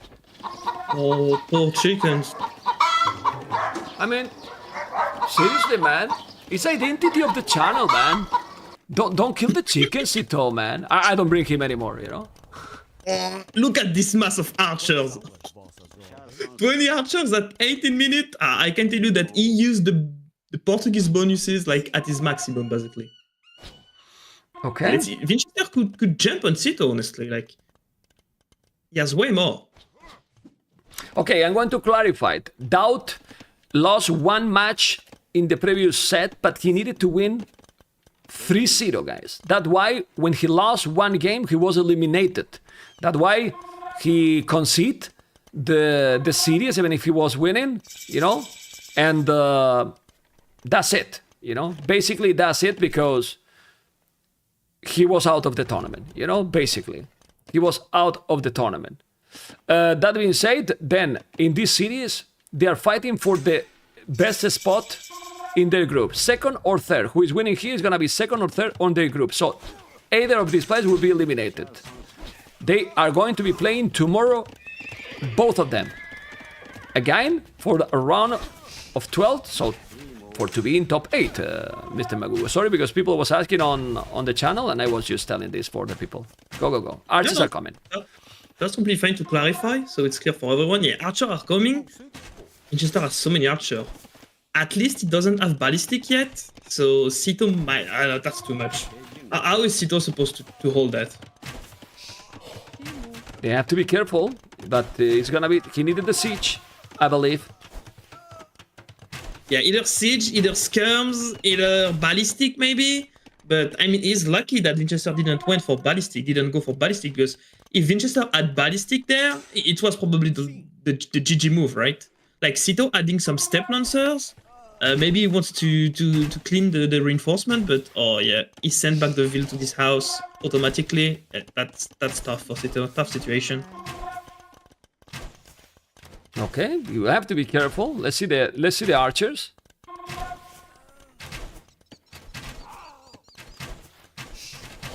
Micro under the hill for Sitaux, not ideal, clearly not. Step lancer. Trying to go for some type of mid shield, but yeah, he just doesn't have the numbers. A militia for Vinchester! Being added. That's the GG move. Militia is too much, right? Oh no.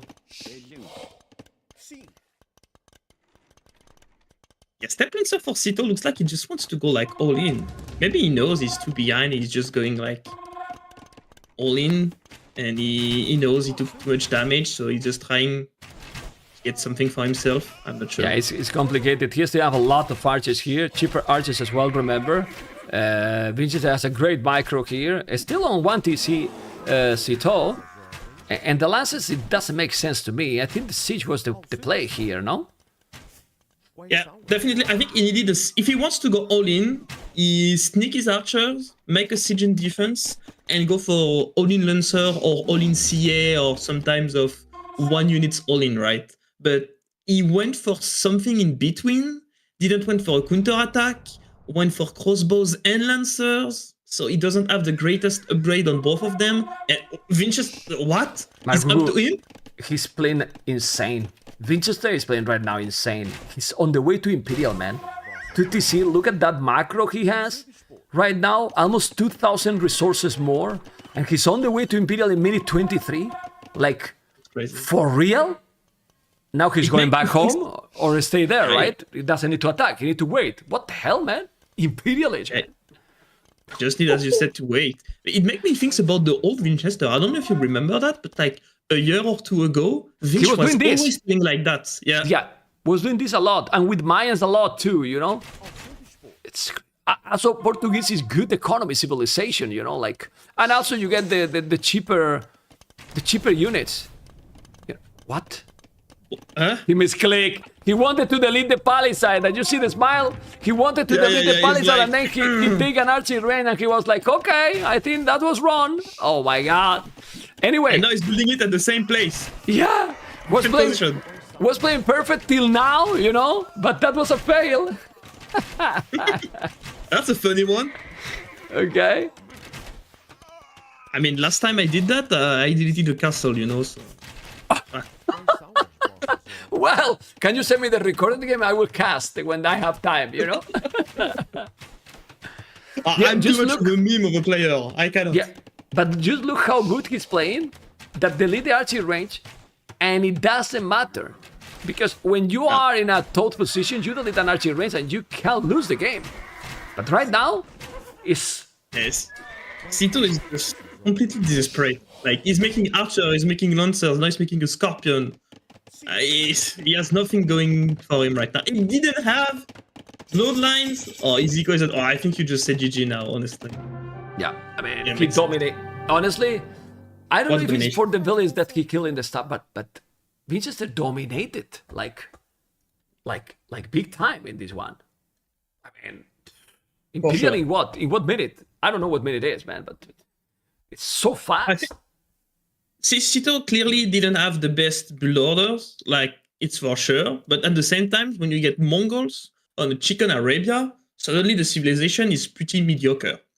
I wouldn't say it's a bad one, but it's definitely not the greatest one, right? Because as you said, usually Mongols have to use their bonus early on to put the pressure to be winning or take advantage over the feudal age. But with a Chicken Arabia, you barely have any advantage. And suddenly you're stuck waiting for your late game with Mongols. That's why picking Mongols is a dangerous choice there because of this. Because they know that it can be a Chicken Arabia because there's different generations. So yeah. It's like you flip a coin, right? And either you're lucky, either you're not. Yeah. Okay. Clearly. I think Portuguese was definitely a safer choice at least. So now we're gonna go for... Sitaux can choose any of the maps right there. I do think he will pick one of his home map, would make sense. And Sitaux on Stranded or African Water is a beast. Like, he loves these hybrid maps. Well, he's on Stranded. And he picked Wu. Wu versus Hans. Who did he pick? Yes. Is that good in this one? I mean, I don't know well the civ. Do you know well the civilization? You said he picked who? Wu. Who did he pick? Sitaux. Oh, yeah, because they're mirror, okay. No, it's because the civilization is named Wu. I was trolling you, man. Ah, shut up. Oh, my God. Oh! You didn't saw it? I thought it was obvious when I said it 3 times in a row. And you were like, who? Yes, Sitaux picked who? Who did he pick? Sitaux. Who? Stranded. I was like... Membo. Ah, poor Membo is tired. Too many games, too many streams. Goodbye, Meb. Have a good day. See you tomorrow. I will not ask with who you casting though. Could be a wrong question. But... What the fuck, man? Don't keep going, man. I will not ask with who you casting. Such an asshole, man. Okay. Oh, we started. No. Shit. Both guys, start the game. Save me, man. Save me from this guy, man. Oh my God. Ah, well, the game is about to start. Okay. Wait, is Vinch playing outside? I can see plants on the right of his green thing. He's playing outside? It's not outside, no? I think it's outside. That is usually plays, if I'm not mistaken. Okay. Looks like it's outside almost. Like, what if it's raining? Okay. Well, no, it's not. It's not outside. Yeah, I know. I mean, on Sitau's camera, you are absolutely sure it's not outside. Like, he's playing under his stairs, basically, so... Okay, we keep going, guys. We keep going. Game number 2. And what civilization you prefer? I refuse to say that civilization again. Who? Yes, Shut who? up. He's playing who? So, who against Hans? Hans has been one of the best pick on this map, honestly, because you have this horse early on, this honey horse, and I think vodka, you have to change the color, or it's fine like this? I'm not sure. Mem is the boss for this? Need to check. No, you are right. You are taking over the channel. Okay. Welcome in Mem's channel, guys. Free subscription with NordVPN, Hans, insane civilization, insane horse to get the buffaloes on the map. And Honestly, I'm really curious how Sitaux will open. This civilization, for the usual approach on this map, is insane. Yeah, it is. Man, it is insane. The Hans can go here with militias and so on, but what the hell? It's really so good. By the way, don't forget, guys, to thumb up on YouTube. It helps a lot, to keep having some very good viewership, because I have to tell that the viewership on YouTube is being fantastic, brutal, so good. And we start tomorrow, guys. Gonna be 15 GMT. We're gonna start all days. All the days we're gonna start the same time. 15 GMT, It's gonna be 2 series per day till Sunday. Every day 2 series. Ooh. Loom on the way. Loom is in. Okay. Well done by Vinch, Still- because you don't have houses with hunts, right? So you cannot Yeah, but look. the houses to. But that's amazing, man. Oh? He- no, 11 he's gonna HP? take it. It's fine. It's fine. He Okay, got it, nicely man. done by Vinch, honestly. He's very good player. I mean, Vinchester only lack a bit of consistency, but I can tell you, Margugu, I don't know if you agree. I have seen, well, so many tournaments, and Vinchester has done in some tournaments some of the most craziest games, you know, with crazy gameplay. The problem is that he do that during the same city, and then the next game he pick, I don't know, some weird choice or some Titanics, let's say. But he's very dangerous player to play. I don't know if you feel that. I completely agree with your analysis. It's like Vinchester he's a bit like ACCM, right? He likes to cook some strategies. He likes to try things, and sometimes it can be such masterpieces. It's crazy, but sometimes it's just burning the whole kitchen while trying to cook. It's a disaster. Let's hope he's not burning the food this time. But look, Yeah. honestly, after this game one, he's in shape. He's locked in. Yeah, but this it's also, in my opinion, he has better mechanics than the ACCM. Like Vinchester is one of those that he can go 100 APM. I know it's not the most important, but if you put all combined, Margugu, APM, good mechanics, good strategies, well, everything should add, right? I don't know. Look at Hera. Yeah, Crazy example. micro, crazy macro, crazy decision making, crazy everything, right? And he's the Yeah. best player in the world. Yeah, There is no correct. secret. Correct. Okay, militias are coming. Those militias way are great. Well, we saw there because they regenerate the HP, which is amazing. Really, really amazing. Okay. Marvilla is coming. It's so many to make the Lambrican, and both are going up quick, but a little bit past the Sitaux. Is Sitaux gonna go forward with villas? Like towers or something in this map, or he's gonna play standard? I think he's just gonna make a range next to his lumberjacks. It should be enough, right? Because you're not that far from the opponent on this map. The question is, yes, the horse from Vinchester did spot the barrack, so he should expect something because it was a very early barrack, and looks like he's about to seize the militias. Let's see. He sees them. Okay. It's gonna be 3 militias. Oh my god, 5 militias. What? I mean, with who? He can't Yeah, afford it. man. regenerating HP. This save is insane. Also, the barrack gave him some food. The Fast dock castle. gave him some food. The range gave him some food as well. Like, that's crazy. But one is going 5 militias. Look at the resources he has with 5 militias, men at arms, and then the other player is going fast castle. Fast castle against who? That's super risky. Look his resources. Yeah. Looks like it. You're right. He has barely enough gold with the junk. Oh, he was up in there. Look at that. That was a hole. What the hell? And he spotted in the last second. Okay, he's not going directly to fast castle. It seems that he's doing an archery range. He did double attacks. Okay, doing, I believe, the blast bit. That is 5 men at arms, doing Harson. How man, that hole is insane. I didn't notice. It would have been over probably. Like, this hole was like it was the killing blow. Honestly. And look at Sitaux going for arson plus 1 defense. I really hope that Vinchester is changing his mind right now and won't go for fast castle, because there is no way you hold against such pressure. I think he can kill the palisade if he's prepared with only 1 layer. Oh yeah? Arson is insane. Finch? I saw it.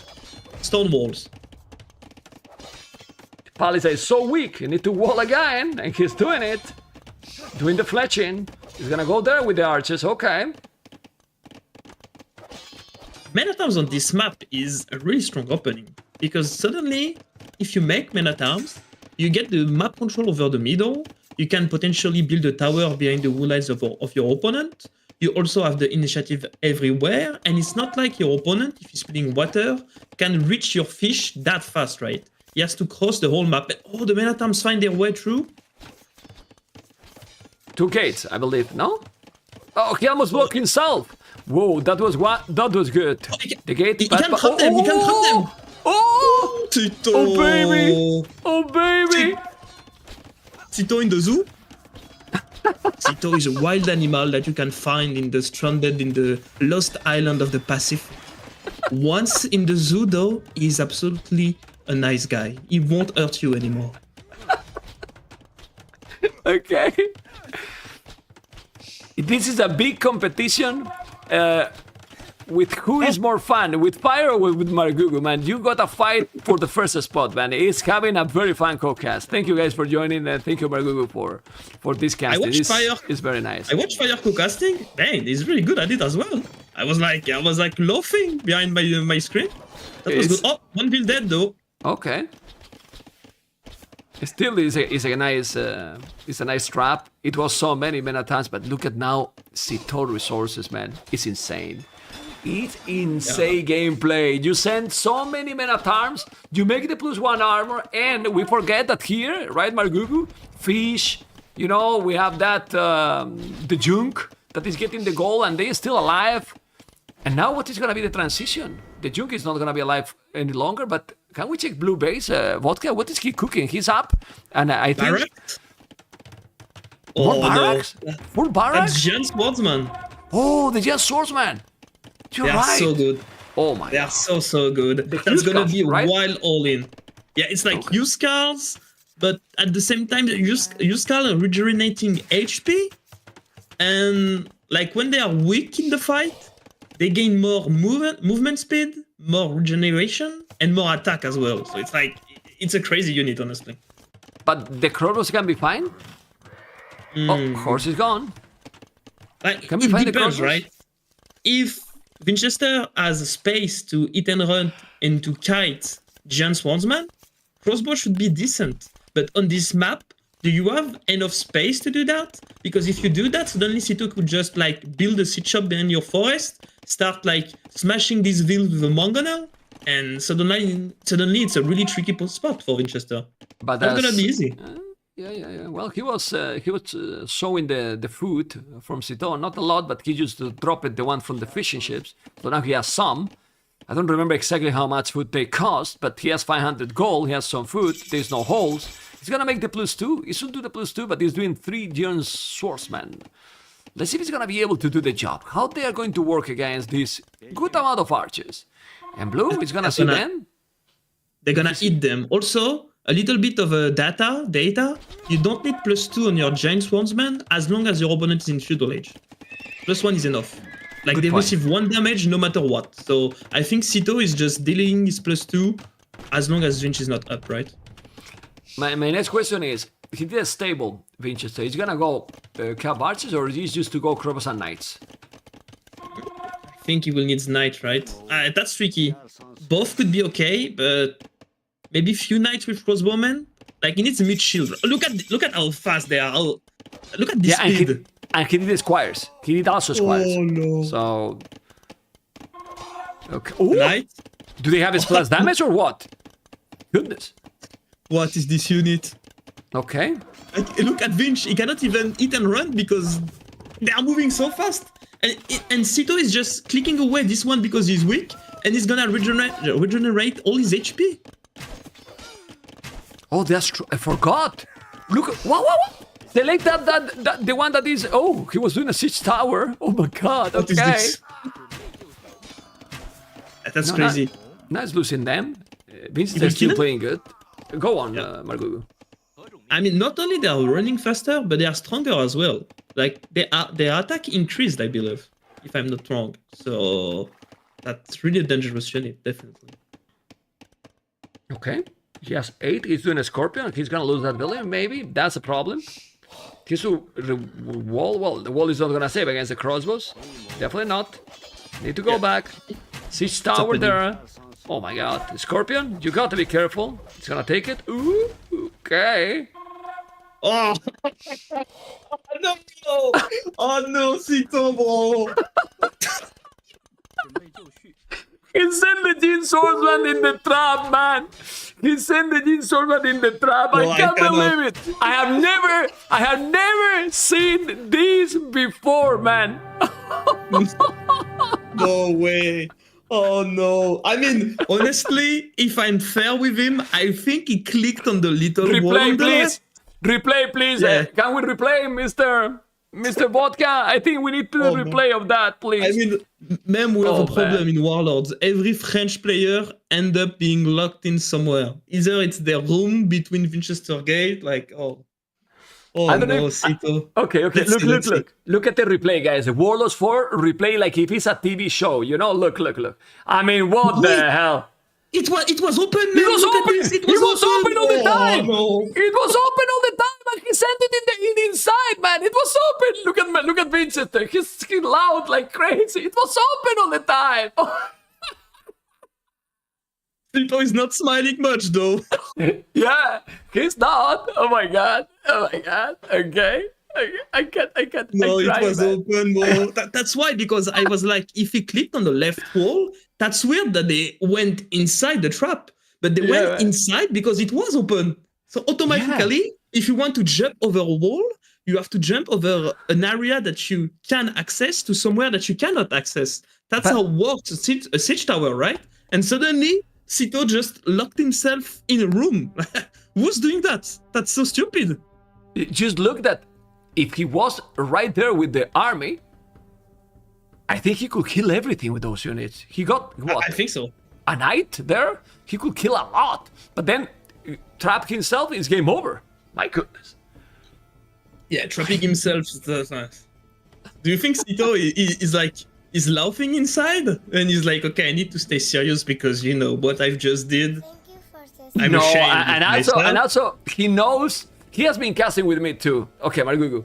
He has been casting with me too, and he knows that you are co-casting with me. So he knows that you are going to be trolling him big time. So he's like thinking, Margugu is not gonna troll me forever, that's for and sure. ever. Is that correct or not?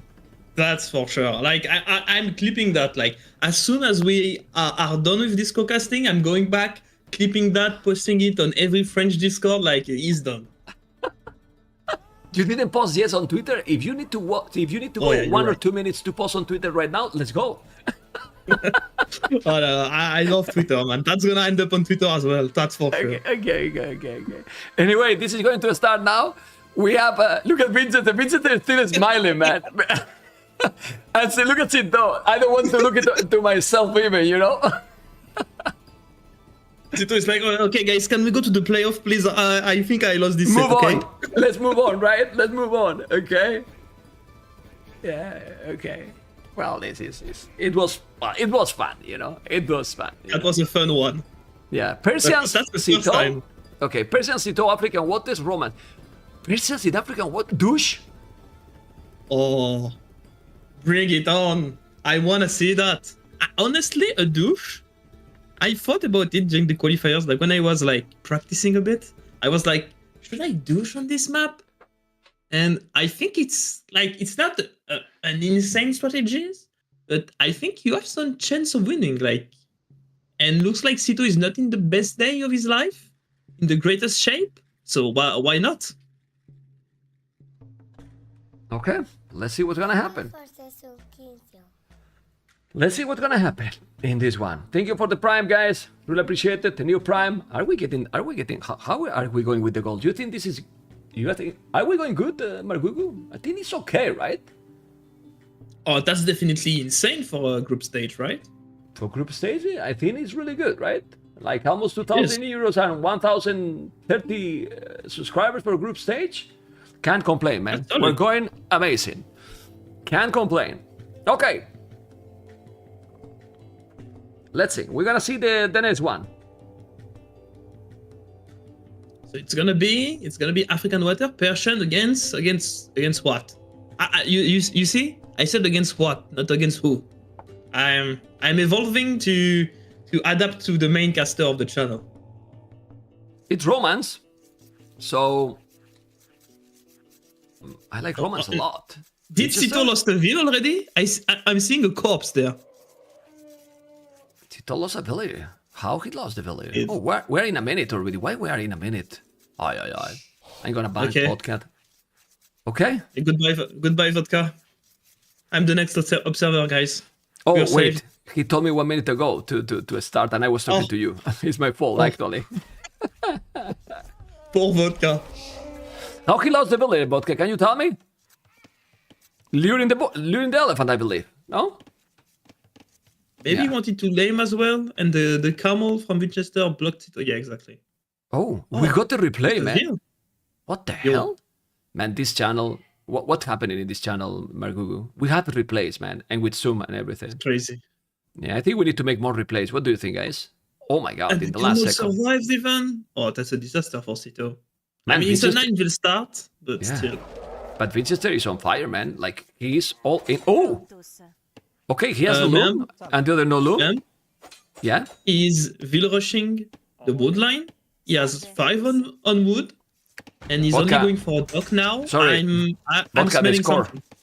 The score is 2-0, if I'm not mistaken. No? I think it's a TC rush, no? It has to. No way you're will rushing a wood line this way. Oh, Oh, okay, now he's he walling escape? himself. That way. Okay. can he escape? Maybe? Oh, let's go. The Nice. Frenchman on fire. Okay. He's defending that one. And look at now, he forced some idle TC to Vinchester. Is he gonna make a douche? I don't think he will do a douche, right? A douche is so risky, no? Uh-oh. But that's pretty good because look at that. Like Sitaux disturbed so much Vinchester on the wood line that Vinch forgot to go for a dock. Like I don't see a red dock in this spawns. While Sitaux does have one Yes, dock a dock already. with the fishy ship. Maybe you don't want to make a dock with Romans, maybe? Seems he know that Presence is gonna have the economy. Oh my god, gift, subscriptions, vamos! I think is it a douche? No, looks like not. Maybe Sitaux just wanted to disturb Vinchester, and honestly, look at that. It worked perfectly because Vinch is only now going to make a dock. Is it Yeah, a it's dock the- on the right hand side of the minimap? It has to be, but he's doing the barrack at the same time. It's the village. He's gonna make the dock. But his food is insane. Romans, man. And taking all the food here now. Okay. This guy is this He's Sitaux holding the like woodland. he, Look at Vinchester. never He stopped, smile, man. man. He smile like I'm escaping here, and now he's going away too. Whoa! boxing gloves. Sitaux has 16 on wood and 4 on food. Bam, it's coming.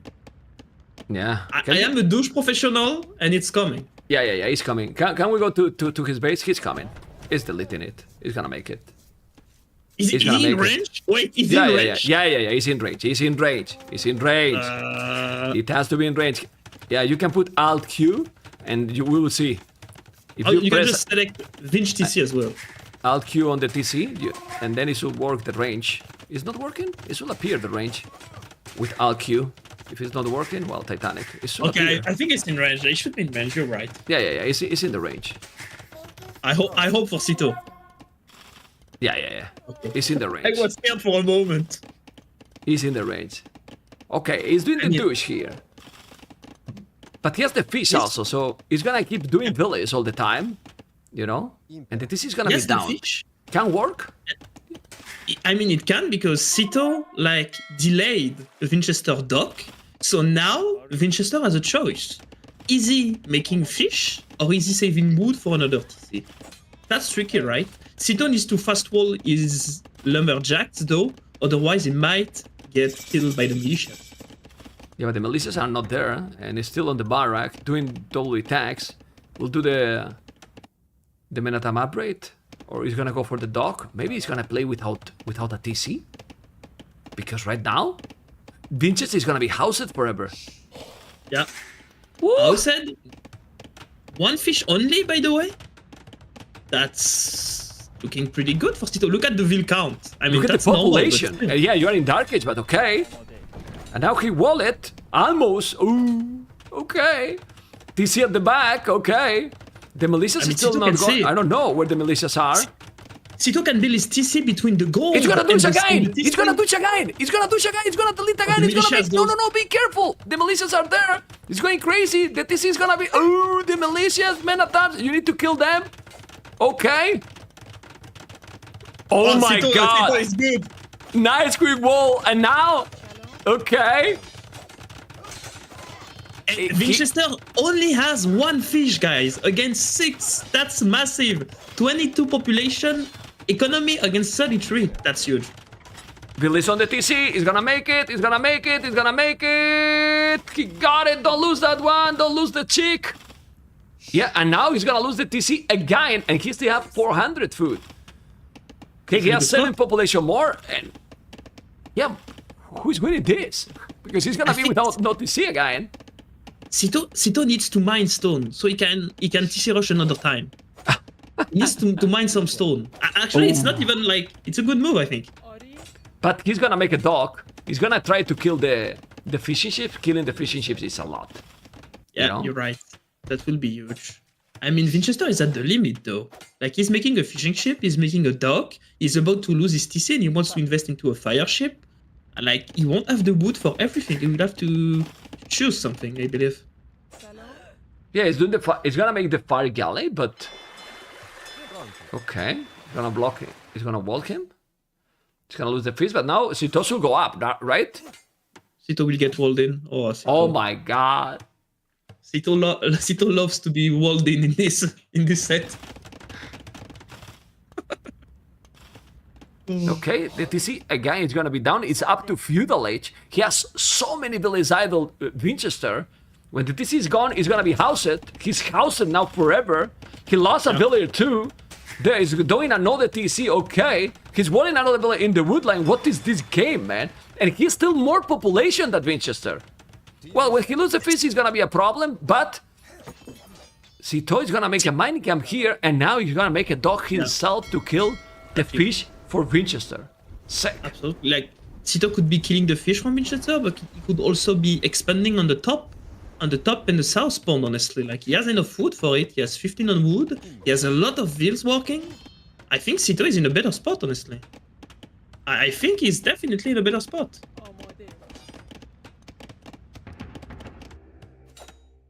He lost the fish though, he's losing his fish, so he will have a tough time early on. Because he will lack some food.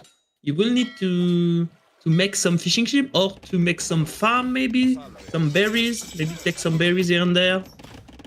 He has berries under his TC, should be fine. Okay, 4 villages on food, 4 villages on gold. So now archers, I believe Sitaux, no? So I get... And Vinch? What is Vinch doing? Is he adding a range? Or just playing the water for now? It's gonna be a range.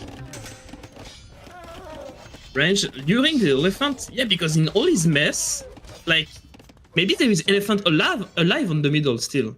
Oh yes, look at them. Yeah, there's 3. Okay. You need to kill that one. He's gonna mine his stone. He's gonna douche again? No. It's for towers now. It's no for way towers, you're douching right? if you don't Okay. right? Okay. I think so. I hope so, at least. The Okay. tower there, as Vodka is pointing out, could be really insane. Yeah, And he's killing also the fish. Persians. Play the lakes. Persians is gonna be absolutely insane, honestly. Vinch expanding on the bottom lake, I feel like. I see a red dot. Yeah, population is 33, 35. Never mind. You still have more gold. It's going with the archers. He's gonna try to save that villager. Okay. He has 1 archer. 1 archer for both players. There's only 2 men attacks, but micro. Yeah, micro. It's not gonna micro. It's gonna come with villagers, I believe. No. Has to be careful. The men attacks are so fast. Now, did you notice how he killed it? Yeah, that's crazy. Melatimes now are so good. He could even go for the +1 defense if he wants to. And get the +2 because he's romance. And yeah, Sitaux is... And now Vinchester is in a good spot, right? He has more army, he's in control. Yeah, well, population is the same. Literally the same. Well, now 36, 38. He lost something there. He's gonna make some. Okay. He could fish. Doing the fletching. Fletching is needed, both with double attacks. Remember that Persians produce believe faster, that this is working faster, so now he's gonna make a tower. He's doing fletching. He has so many villages on stone. Still could build a tower on this stone. Like, would have been a great idea. He's got the fletching already. He's gonna make the tower there probably forward. Yeah. It's even That's better, a great man. one. It's gold. And look at He's taking Vinch the gold, stone. the wood. Vinch cannot counter tower this, so he has to vill rush it. Wall But it. Sitaux will be Wall able it. to quick wall. No, but the village is in the range, the TC, I believe. Or not. No, it's not. The TC is not in the range. When he's still microing. Now he could go with Villis on the TC. That can be a very... That's a mess, man. That's a total and brutal mess. 38-43 is still losing a lot. He has the skins. Bootville is on the TC. He's repairing. Still a stun to repair. If he killed Bat, he killed it a lot. And population is still a little bit ahead. No, don't go to the TC. Come on, Sitaux. And he called it. I think he doesn't have enough army now. And yeah, I think that's a tough spot. He also lost every pawn almost. Well, that was a fun one at least. Well, the previous one was even more fun when he put the Jeans Warsman into the cage, you know, into the damn cage, you know. My goodness. Okay, well, the playoffs has been finished. I mean, Sitaux did a Mongols approach in the first game, and he got a chicken one. Yeah. Unfortunate. In the second game, was going to kill with the Jean Swordsman, and he made it in the cage. And better not talk about the second one. Yeah, and the douche, to be honest, it can work, but it has to be perfect execution. Well, it's a tricky run, right? Like, if I would say on paper, it's a losing strategy, but it's really complicated for Vinchester to do all the right things at the right moment to survive. Vinch played it pretty well. He didn't panic. He built TCs behind all the time. Didn't try to fight the douche. Like, it's not easy to defend it, but Vinchester played it really well. So he's winning against it. Makes sense, right? I think Vinchester played this so smooth, honestly, because in the first game, you saw Margu with the transition to Imperial. Then yeah. I will ask him now. Can I make the interview to Vinchester? I will make it today. I will do the interviews for previous from other rounds. You do the interviews, okay? Can I take my channel? Margu, I allow it. Okay, we talk now. I'm gonna talk to Vinchester. You know, okay? Mr. Vinchester, let me bring you here. Where is the camera? Hola, Vinchester. How you doing, man? Everything's good. I don't know if you were listening. I think you were listening. We were doing a small resume of the games. It has been a fast series. We were talking about first, congratulations because you won the series. It's true that doesn't change a lot, just the second or third because you were qualified already. But I think you played definitely a lot better than your opponent. I don't know if you feel that way, obviously. Yeah, it felt like the games were kind of easy. Like everything went my way. So yeah, there was nothing to say about. Yeah, with the Portuguese, with the two TCs. Going into Imperial super fast, but the problem is that the Mongols, if it's also a chicken, a chicken Arabia, even the Mongols are even worse. No? Well, they're still good. I still wonder about Sitaux build order. I think that's never the way. I have no idea what he was planning for. Like you can see on the screen, he's going to have 21 villagers, no loom. I think that's a complete disaster. Like I didn't expect him to go for it. I was thinking this is a fast castle, but still was kind of early for that. So yeah, taking 2 vills here from this moment, playing as Mongols, I think he had basically no chance. But yeah, so. Well, you were getting idle TC there, Vinchester. So he doesn't know that, but you were getting some idle TC. Look at here, he wasn't having any idle TC. So at the end, you were also both the same village. Look at the village number. I will kill one more now, and that still gives me some resources. So I didn't spend rest on those wheels. But yeah, you're right. Maybe I didn't have that big of advantage. It seems like it was mostly Portuguese who gave me the edge for the later stages. Yeah, you were having a lot of archers. Like, he was trying, and he probably needed siege. The lances against the army you had, no chances also. Yeah, I have no idea why he made lancers. That just makes no sense. Well, I don't know. I think the problem is that he didn't have army here. Just look at the numbers. It was massive here, you know. And then you reach Imperial. But I want to check the second game. Vodka, let's go to the second game, because I have seen you smile quite a lot there. You were open with that cage he did, and here, that you were wall and all, you deleted that palisade, and then he make a siege tower and send the Jean Swordsman into the cage. I mean, well, yeah, we're gonna. That was kind of unexpected. I didn't expect siege tower as well, but yeah, the fact that he went in a similar trap is kind of fun. Well, he probably thought that you will have deleted, no? Yeah, I thought about it, but there is no reason to delete it. Like, they don't really take the map yet, so I can do it at any point with the double. But you were click if I open. want to. The thing is that you were open. If you check, it's I know. open. I deleted the palisade there. He could just go in. All right, yeah. But I have monks, knights coming there, and it's not ideal, but it's still good. Okay. Well, in this situation, it was over. And now, were you expecting the douche in the third game? No, I didn't think about it. I think my start was really decent, but still, I don't think that douche is a good approach, especially the late one. So I don't even know when it should work, what timing it should be. So I think the game was kind of over the moment he decided to go for douche. Yeah, I was talking with Margugu, like, it can work at this level, the douche, or it has to be super early. Like, I don't know.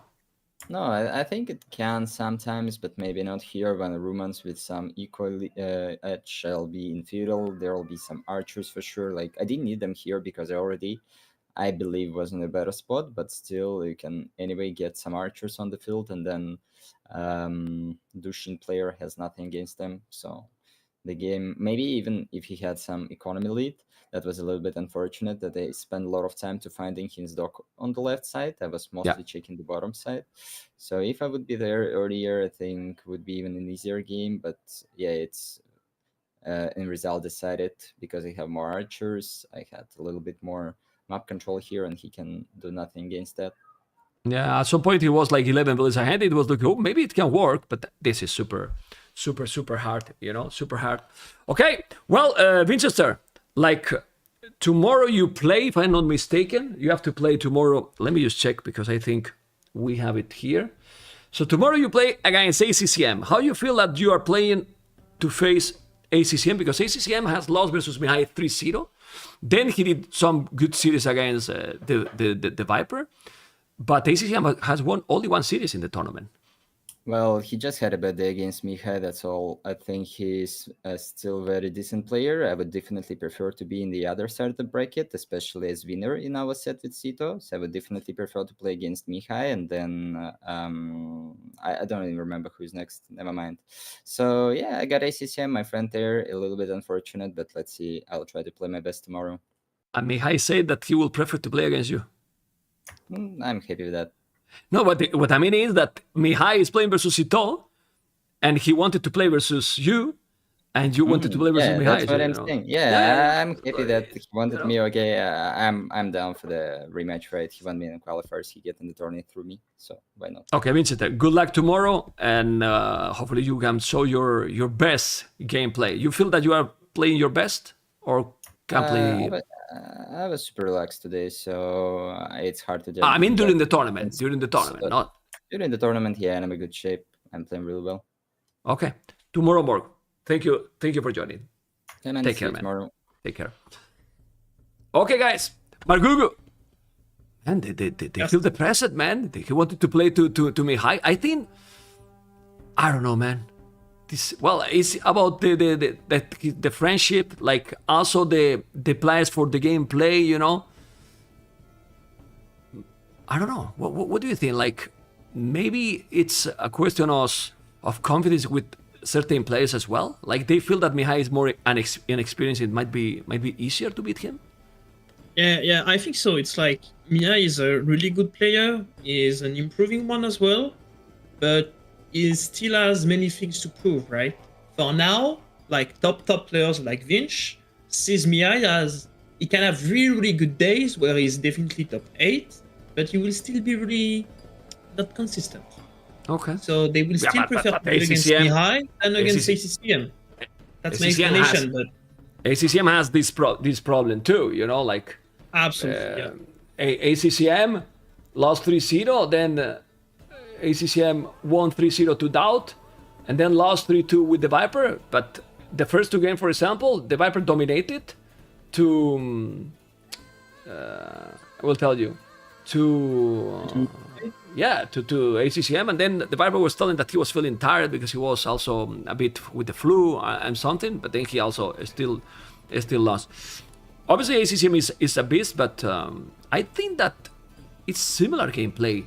ACCM and Mihai, like, they are not super different in the gameplay. They like to have their economy. They are with build order, and they usually go for the late game. I don't know what you think. They go for the. I wouldn't say it's exactly the same play style. I think ACCM, as you said, likes to prepare, likes to go for maybe a boomy style late game. I think Mihai is comfortable as well in this scenario, but Mihai likes to, in Feudal Age, be extremely aggressive. Then during Castle Age, like go back a little bit, set up a really good economy, raid here and there, and go for the later stage of the game. But early on, I would say that Mihai is way more aggressive. And Mihai Not against today. Sitaux, But not today. Not today. Mihai, You're right. in the first 2 games, played. In the third game, yes. But in the other 2, keep going. or maybe DauT played really well also in the first 2 games. True. Honestly. I watched it and he was playing really solid. The third one, he made some weird decision, DauT. Otherwise, he played pretty solid. And yeah, I was about to say tomorrow, is it tomorrow, Sitaux against Mihai? It's gonna be a really aggressive set. Like both of them gonna go really aggressive in Feudal Age. I think Sitaux has the edge over Mihai, but it's gonna be a close set. Okay, this is gonna be tomorrow, guys. Remember, Vinchester, ACCM, Mihai, Sitaux. Then on Wednesday is going to be MBL Mr. Yo, Bal's. Well, let me show you here. MBL Mr. Yo, Bal's Heart. This is exactly how it's going to be. Actually, this is gonna be the order. You know, in both days. Vinchester, ACCM first series, Mihai, Sitaux after, and then MBL Yo and Bal's Heart. Predictions, Margugo, for those series? Vinchester. Oh, it's a best of 7. Vinchester 4, ACCM 2, Mihai 1, Sitaux 4. So Sitaux winning 4-1. MBL Yo, I'd say 4-2 for Yo. Bal's Heart. Ooh, that's a tricky one. Like, my gut tells me Heart is a better player, but Bars have been dominating lately, so you know what? Let's go for a 4-3 for Bars. Oh my god, I thought that you are not gonna give me not a single decider. We need a decider, you know, we need some 4-3. You gave me one. Let me tell you something. In the group stage, I said one hot take. Sebastian is not gonna make it in the total playoffs. Let me give you another hot take. Sitaux is gonna go in semi-final. Let me check. Sitaux is gonna go semi-final. He's gonna beat Mihai and DauT? That's my hot take. Are you guys taking notes? Are you guys taking notes or not? We can keep talking a little bit more. Anything that you want to predict more? Because today has been a short stream, so let's check again. Let's check again. So let's make the whole bracket. You think Vinchester is gonna be the ACCM? Hera, Vinchester. Yeah. Well, you gotta go for Hera, right?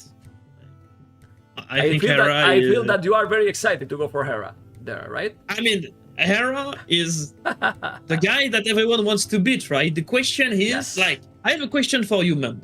In this tournament or in the future, who will be the chosen one? Who will be the first guy to stop Hera? Give me one name and only one. And also in the chat, tell us, what's the name that you think will stop Hera? Who? Lear. And not the civilization. Lear. Lear? Yeah. Okay. Onimaru will be. And if it's not Onimaru, it will be Margugu in 20 years. What? 20 years? That's okay. I mean, maybe, you know, first S tier, round of 16. I mean, unexpected one. But I will be casting like this, you know. Margugu is attacking from behind. You know, I will be very, very old, you know. I cannot speak anymore, you know. It would be like, let's go, Gugu. Oh, well, my guess is Sebastian. Sebastian? I think, yeah, I think so sometimes... you think this tournament is gonna be for Hera then? I wouldn't, like, he's the favorite. Yes. You have to. I don't say that no one except Sebastian has a chance, not at all. It's just my guess, right? I think Sebastian will be the one stopping Hera in the future. Now, your guess, Leary, that's a solid one, right? I could also see some type of, maybe, you know, Tato, Viper, preparing some strategy, cooking something, coming with something different, but that's a tough one. Okay, maybe it's complicated. I really thought during the Garrison that was going to be Leary beating because he was ahead. and he was playing very well, you know. Was very impressive because also Lee played that day 1 series in the same day, and then he has to play, and then he went to the 9 games. But I'm telling Lee because I think, and I don't know what you think about this, that the age matters a lot. And the stamina, the energy they have, it feels that it's hard for people, I'm sorry to say, for people that is a little bit older to keep that stamina during so many games. In a best of 7, okay, but best of 9 is also harder. While Lear is young, like Hera. I agree. That's also why I said Sebastian, right? Sebastian is he's not as good and not as consistent as Leary yet, but he has the same playstyle, a lot of APM, a lot of stamina, grinds the ladder a lot as well. That's why I have good hope. And yeah, we'll see. But Hera is favorite in this tournament. But one set, one mistake or two, he can go on the other side. He can go for the underdog side like really quick. You never know. Go either way. Yeah, we have many maps. Now it's also come the draft that is gonna be changed, because now we're gonna see at least pick 1 map per category. So the players cannot avoid any category. With the best of 5, they might be, oh, I don't want to play this one, I'm gonna pick. But now all the maps are gonna be selected. So if it's close series, players need to be really prepared in everything, because all categories can be on the field, and that can be a factor too. Maybe Warlord is the perfect format for someone to upset Hera. Maybe you're right. Because you can prepare like some type of maps, some type of categories. If you prepare the draft, you can also maybe I'm not talking only, sorry that I interrupted you, for Hera. I mean in general, for the players, it's gonna be harder Absolutely. now. You know, but I think Warlord's format with the maps and the draft system will favor more upset than usual, because usually a player can go for only open map, for example, in the map pool, and he can have like 2 or 3 home maps of his own out of 5 games. In Warlords, it's different. You want to go for Arabia, then all the Arabia category is gone, and you have to play on Black Forest or Pacific Island. It's completely different. So I do agree with you. Warlords format when it comes to draft and map draft can favor some upset, and honestly, I like it. I really like it. Me too, for sure. We can check the maps, for example, and we see here the maps, and we will see all the categories from now on, all of them. Obviously, if there's a 4-0, no, not gonna happen. But here is and now we're gonna start to see also more maps, because it's a must, especially if the cities are close, So that's gonna be very, very nice, very interesting. Well, Margugu, are we gonna cast more together? You wanna or not? For sure. Nice. I love it. Very nice. Well, hopefully you have enjoyed Margugu. You know that today the crucial series was the DauT versus Mihai. We knew that the second series was less important, because when both are qualified, it's less important. The position is, and we'll see tomorrow what's gonna happen. We'll be here at 15 GMT, guys. And Margugu, thank you so much for joining me again and for have a good time. It was great. Thank you for having me here, man. That was a pleasure. See you guys. Bye-bye. Look at this Margugu. Huh? Amazing guy. Huh? Thank you. Thank See you, you man. guys. Take care. Enjoy. Okay, guys. I'm tired, man. I'm tired. We have seen already, to be honest, Sebastian is so much better than Leo. Look yesterday how Sebastian ran circles around him.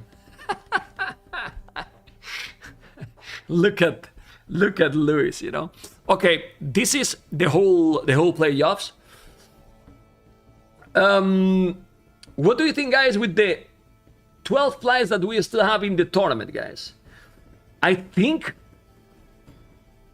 there's some upset. Probably people didn't expect Sebastian to be eliminated. Probably people didn't expect Mihai to be eliminated. Right, guys? And I have to clarify, guys, that Mihai was going to be, guys, even if he's put 2-1, because he was losing the series today, with the 1-2, if he lost the series against DauT 3-1 or 3-2, he was still second. That's why we didn't force DauT to obviously play the games, No, Mihai is second there, Okay? No, Mihai is the positive upset. Not negative, it's the positive upset. you know? Okay? And I think Balls, Mihai,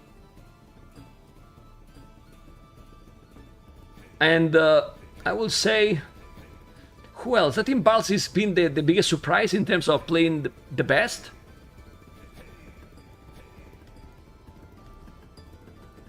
You know? I think Balls has been yeah, I expected more for freaking Andy. Mr. Yo also 1-2 is kinda wild. Yes, the DauT for fit. That's why I say the number there on that one. Okay.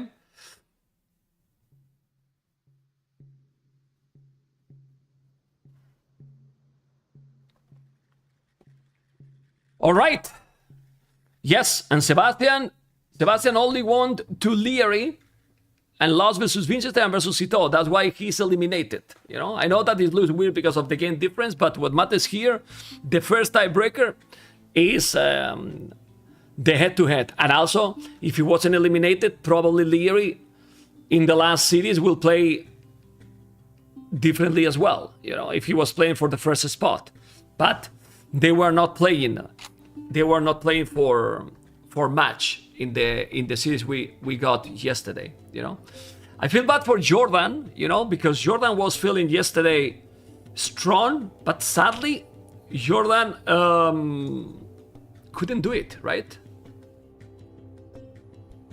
Couldn't do it. Why you say that players are throwing matches to avoid Hera? You know, why? Because of Sitaux today? If he's don't think he did that, and because first he need to beat Mihai, and that would be disrespectful with DauT, you know? I mean, Sitaux can be eliminated on the round of 12, you know? So, I don't think so. And you talk like if Vinchester cannot beat Sitaux, because for the draft, let me just check the head-to-head. The head-to-head, it's okay. Vinchester has won 10 series and Sitaux 6. So Vinchester has historically won to Sitaux more than he lost, you know. But as I said, they are inconsistent, you know. Yeah.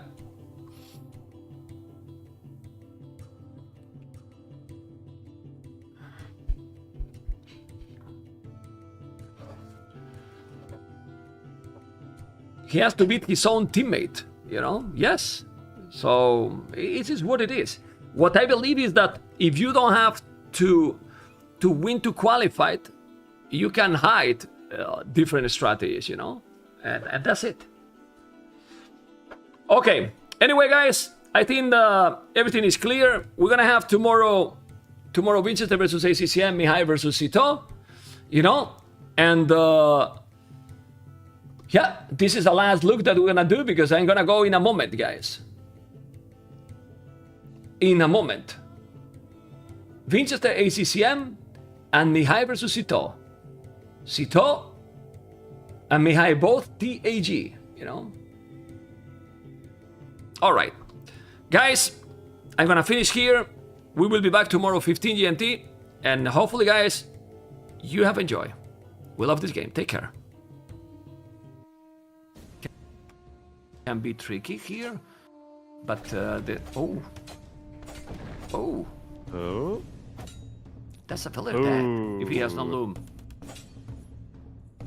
Oh, I mean, it's not the worst situation, which is the villager dying before they can build the dock, but okay, this villager does not deserve to survive.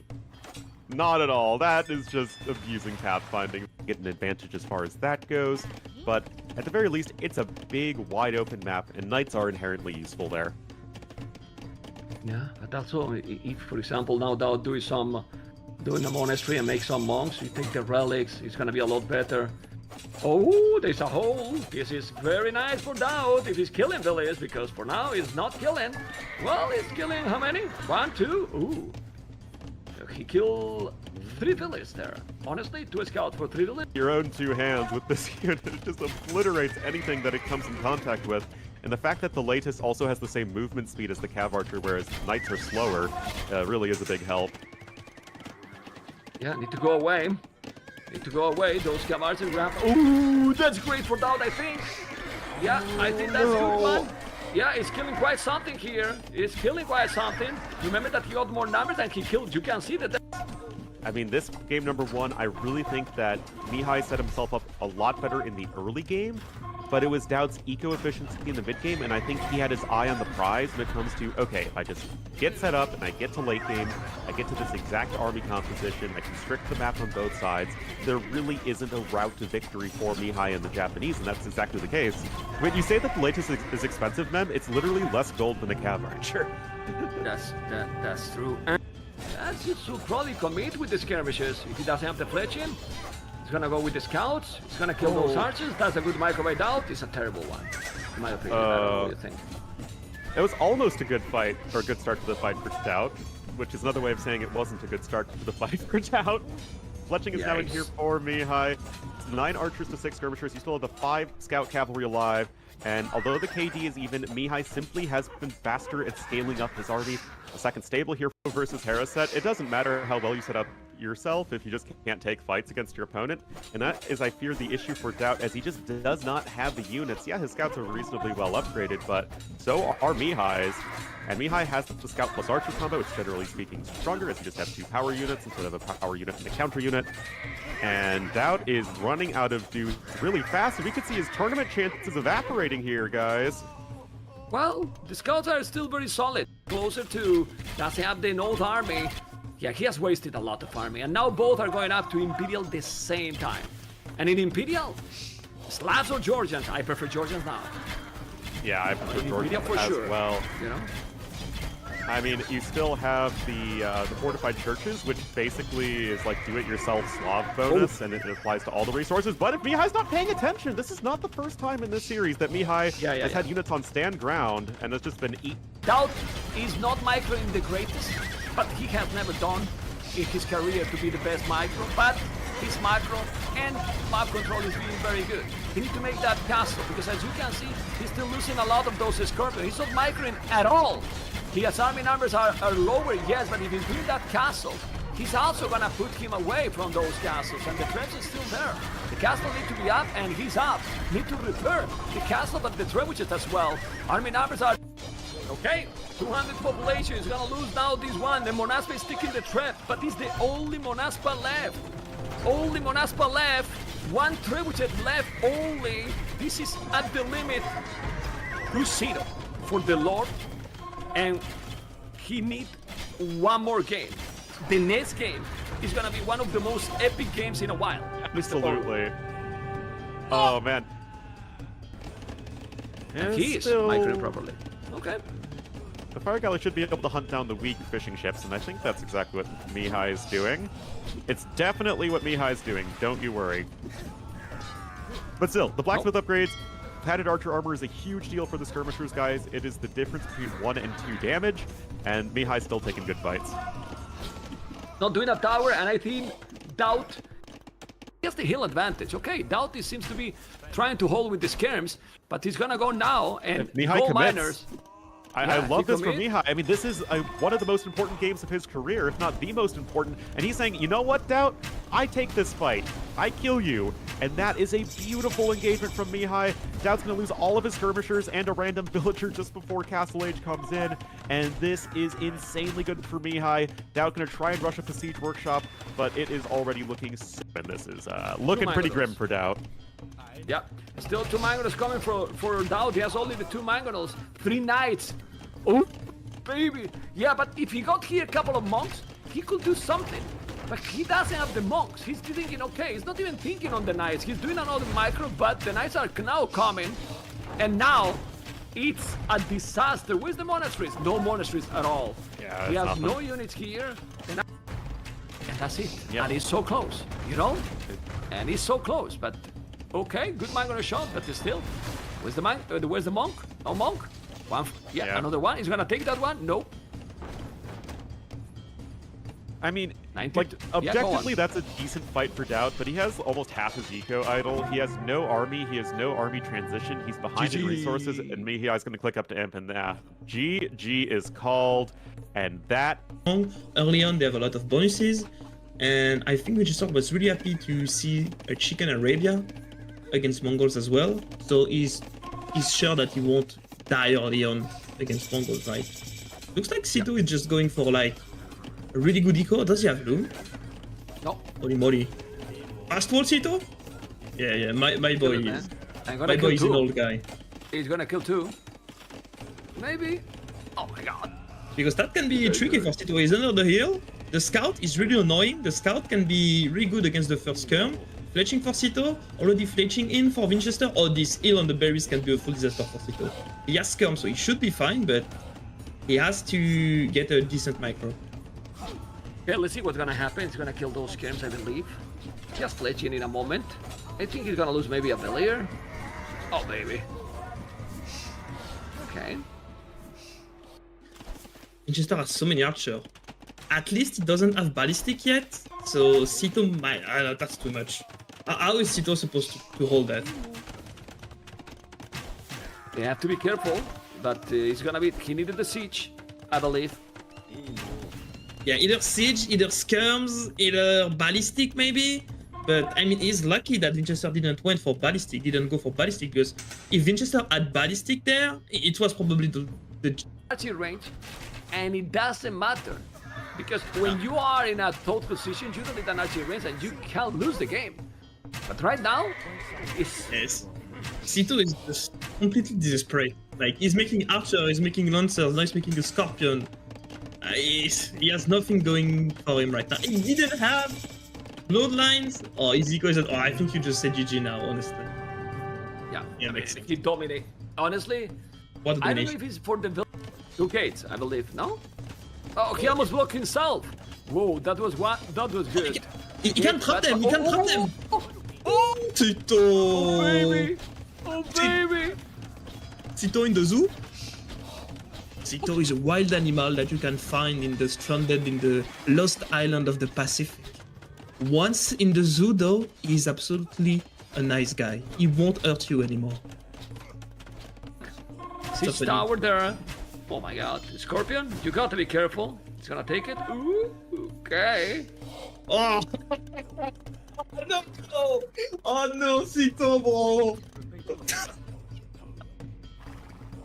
He sent the Gene Swordsman in the trap, man.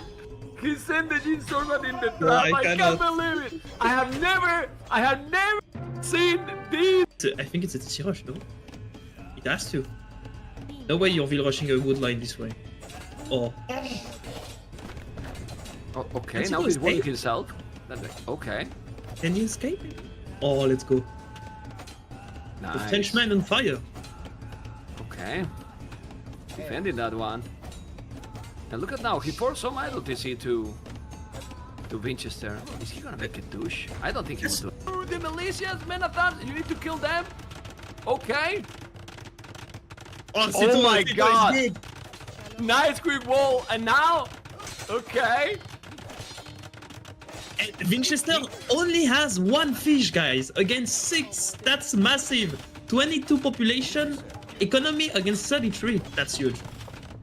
Billy's on the TC, he's gonna make it, he's gonna make it. He got it, don't lose that one, don't lose the chip. How he could go with Billy's on the TC? That can be a very... That's a mess, man. Feudal That's a age. total and brutal mess. 38-43 is still losing a lot. He has the skins. Putwell is on the TC. He's repairing.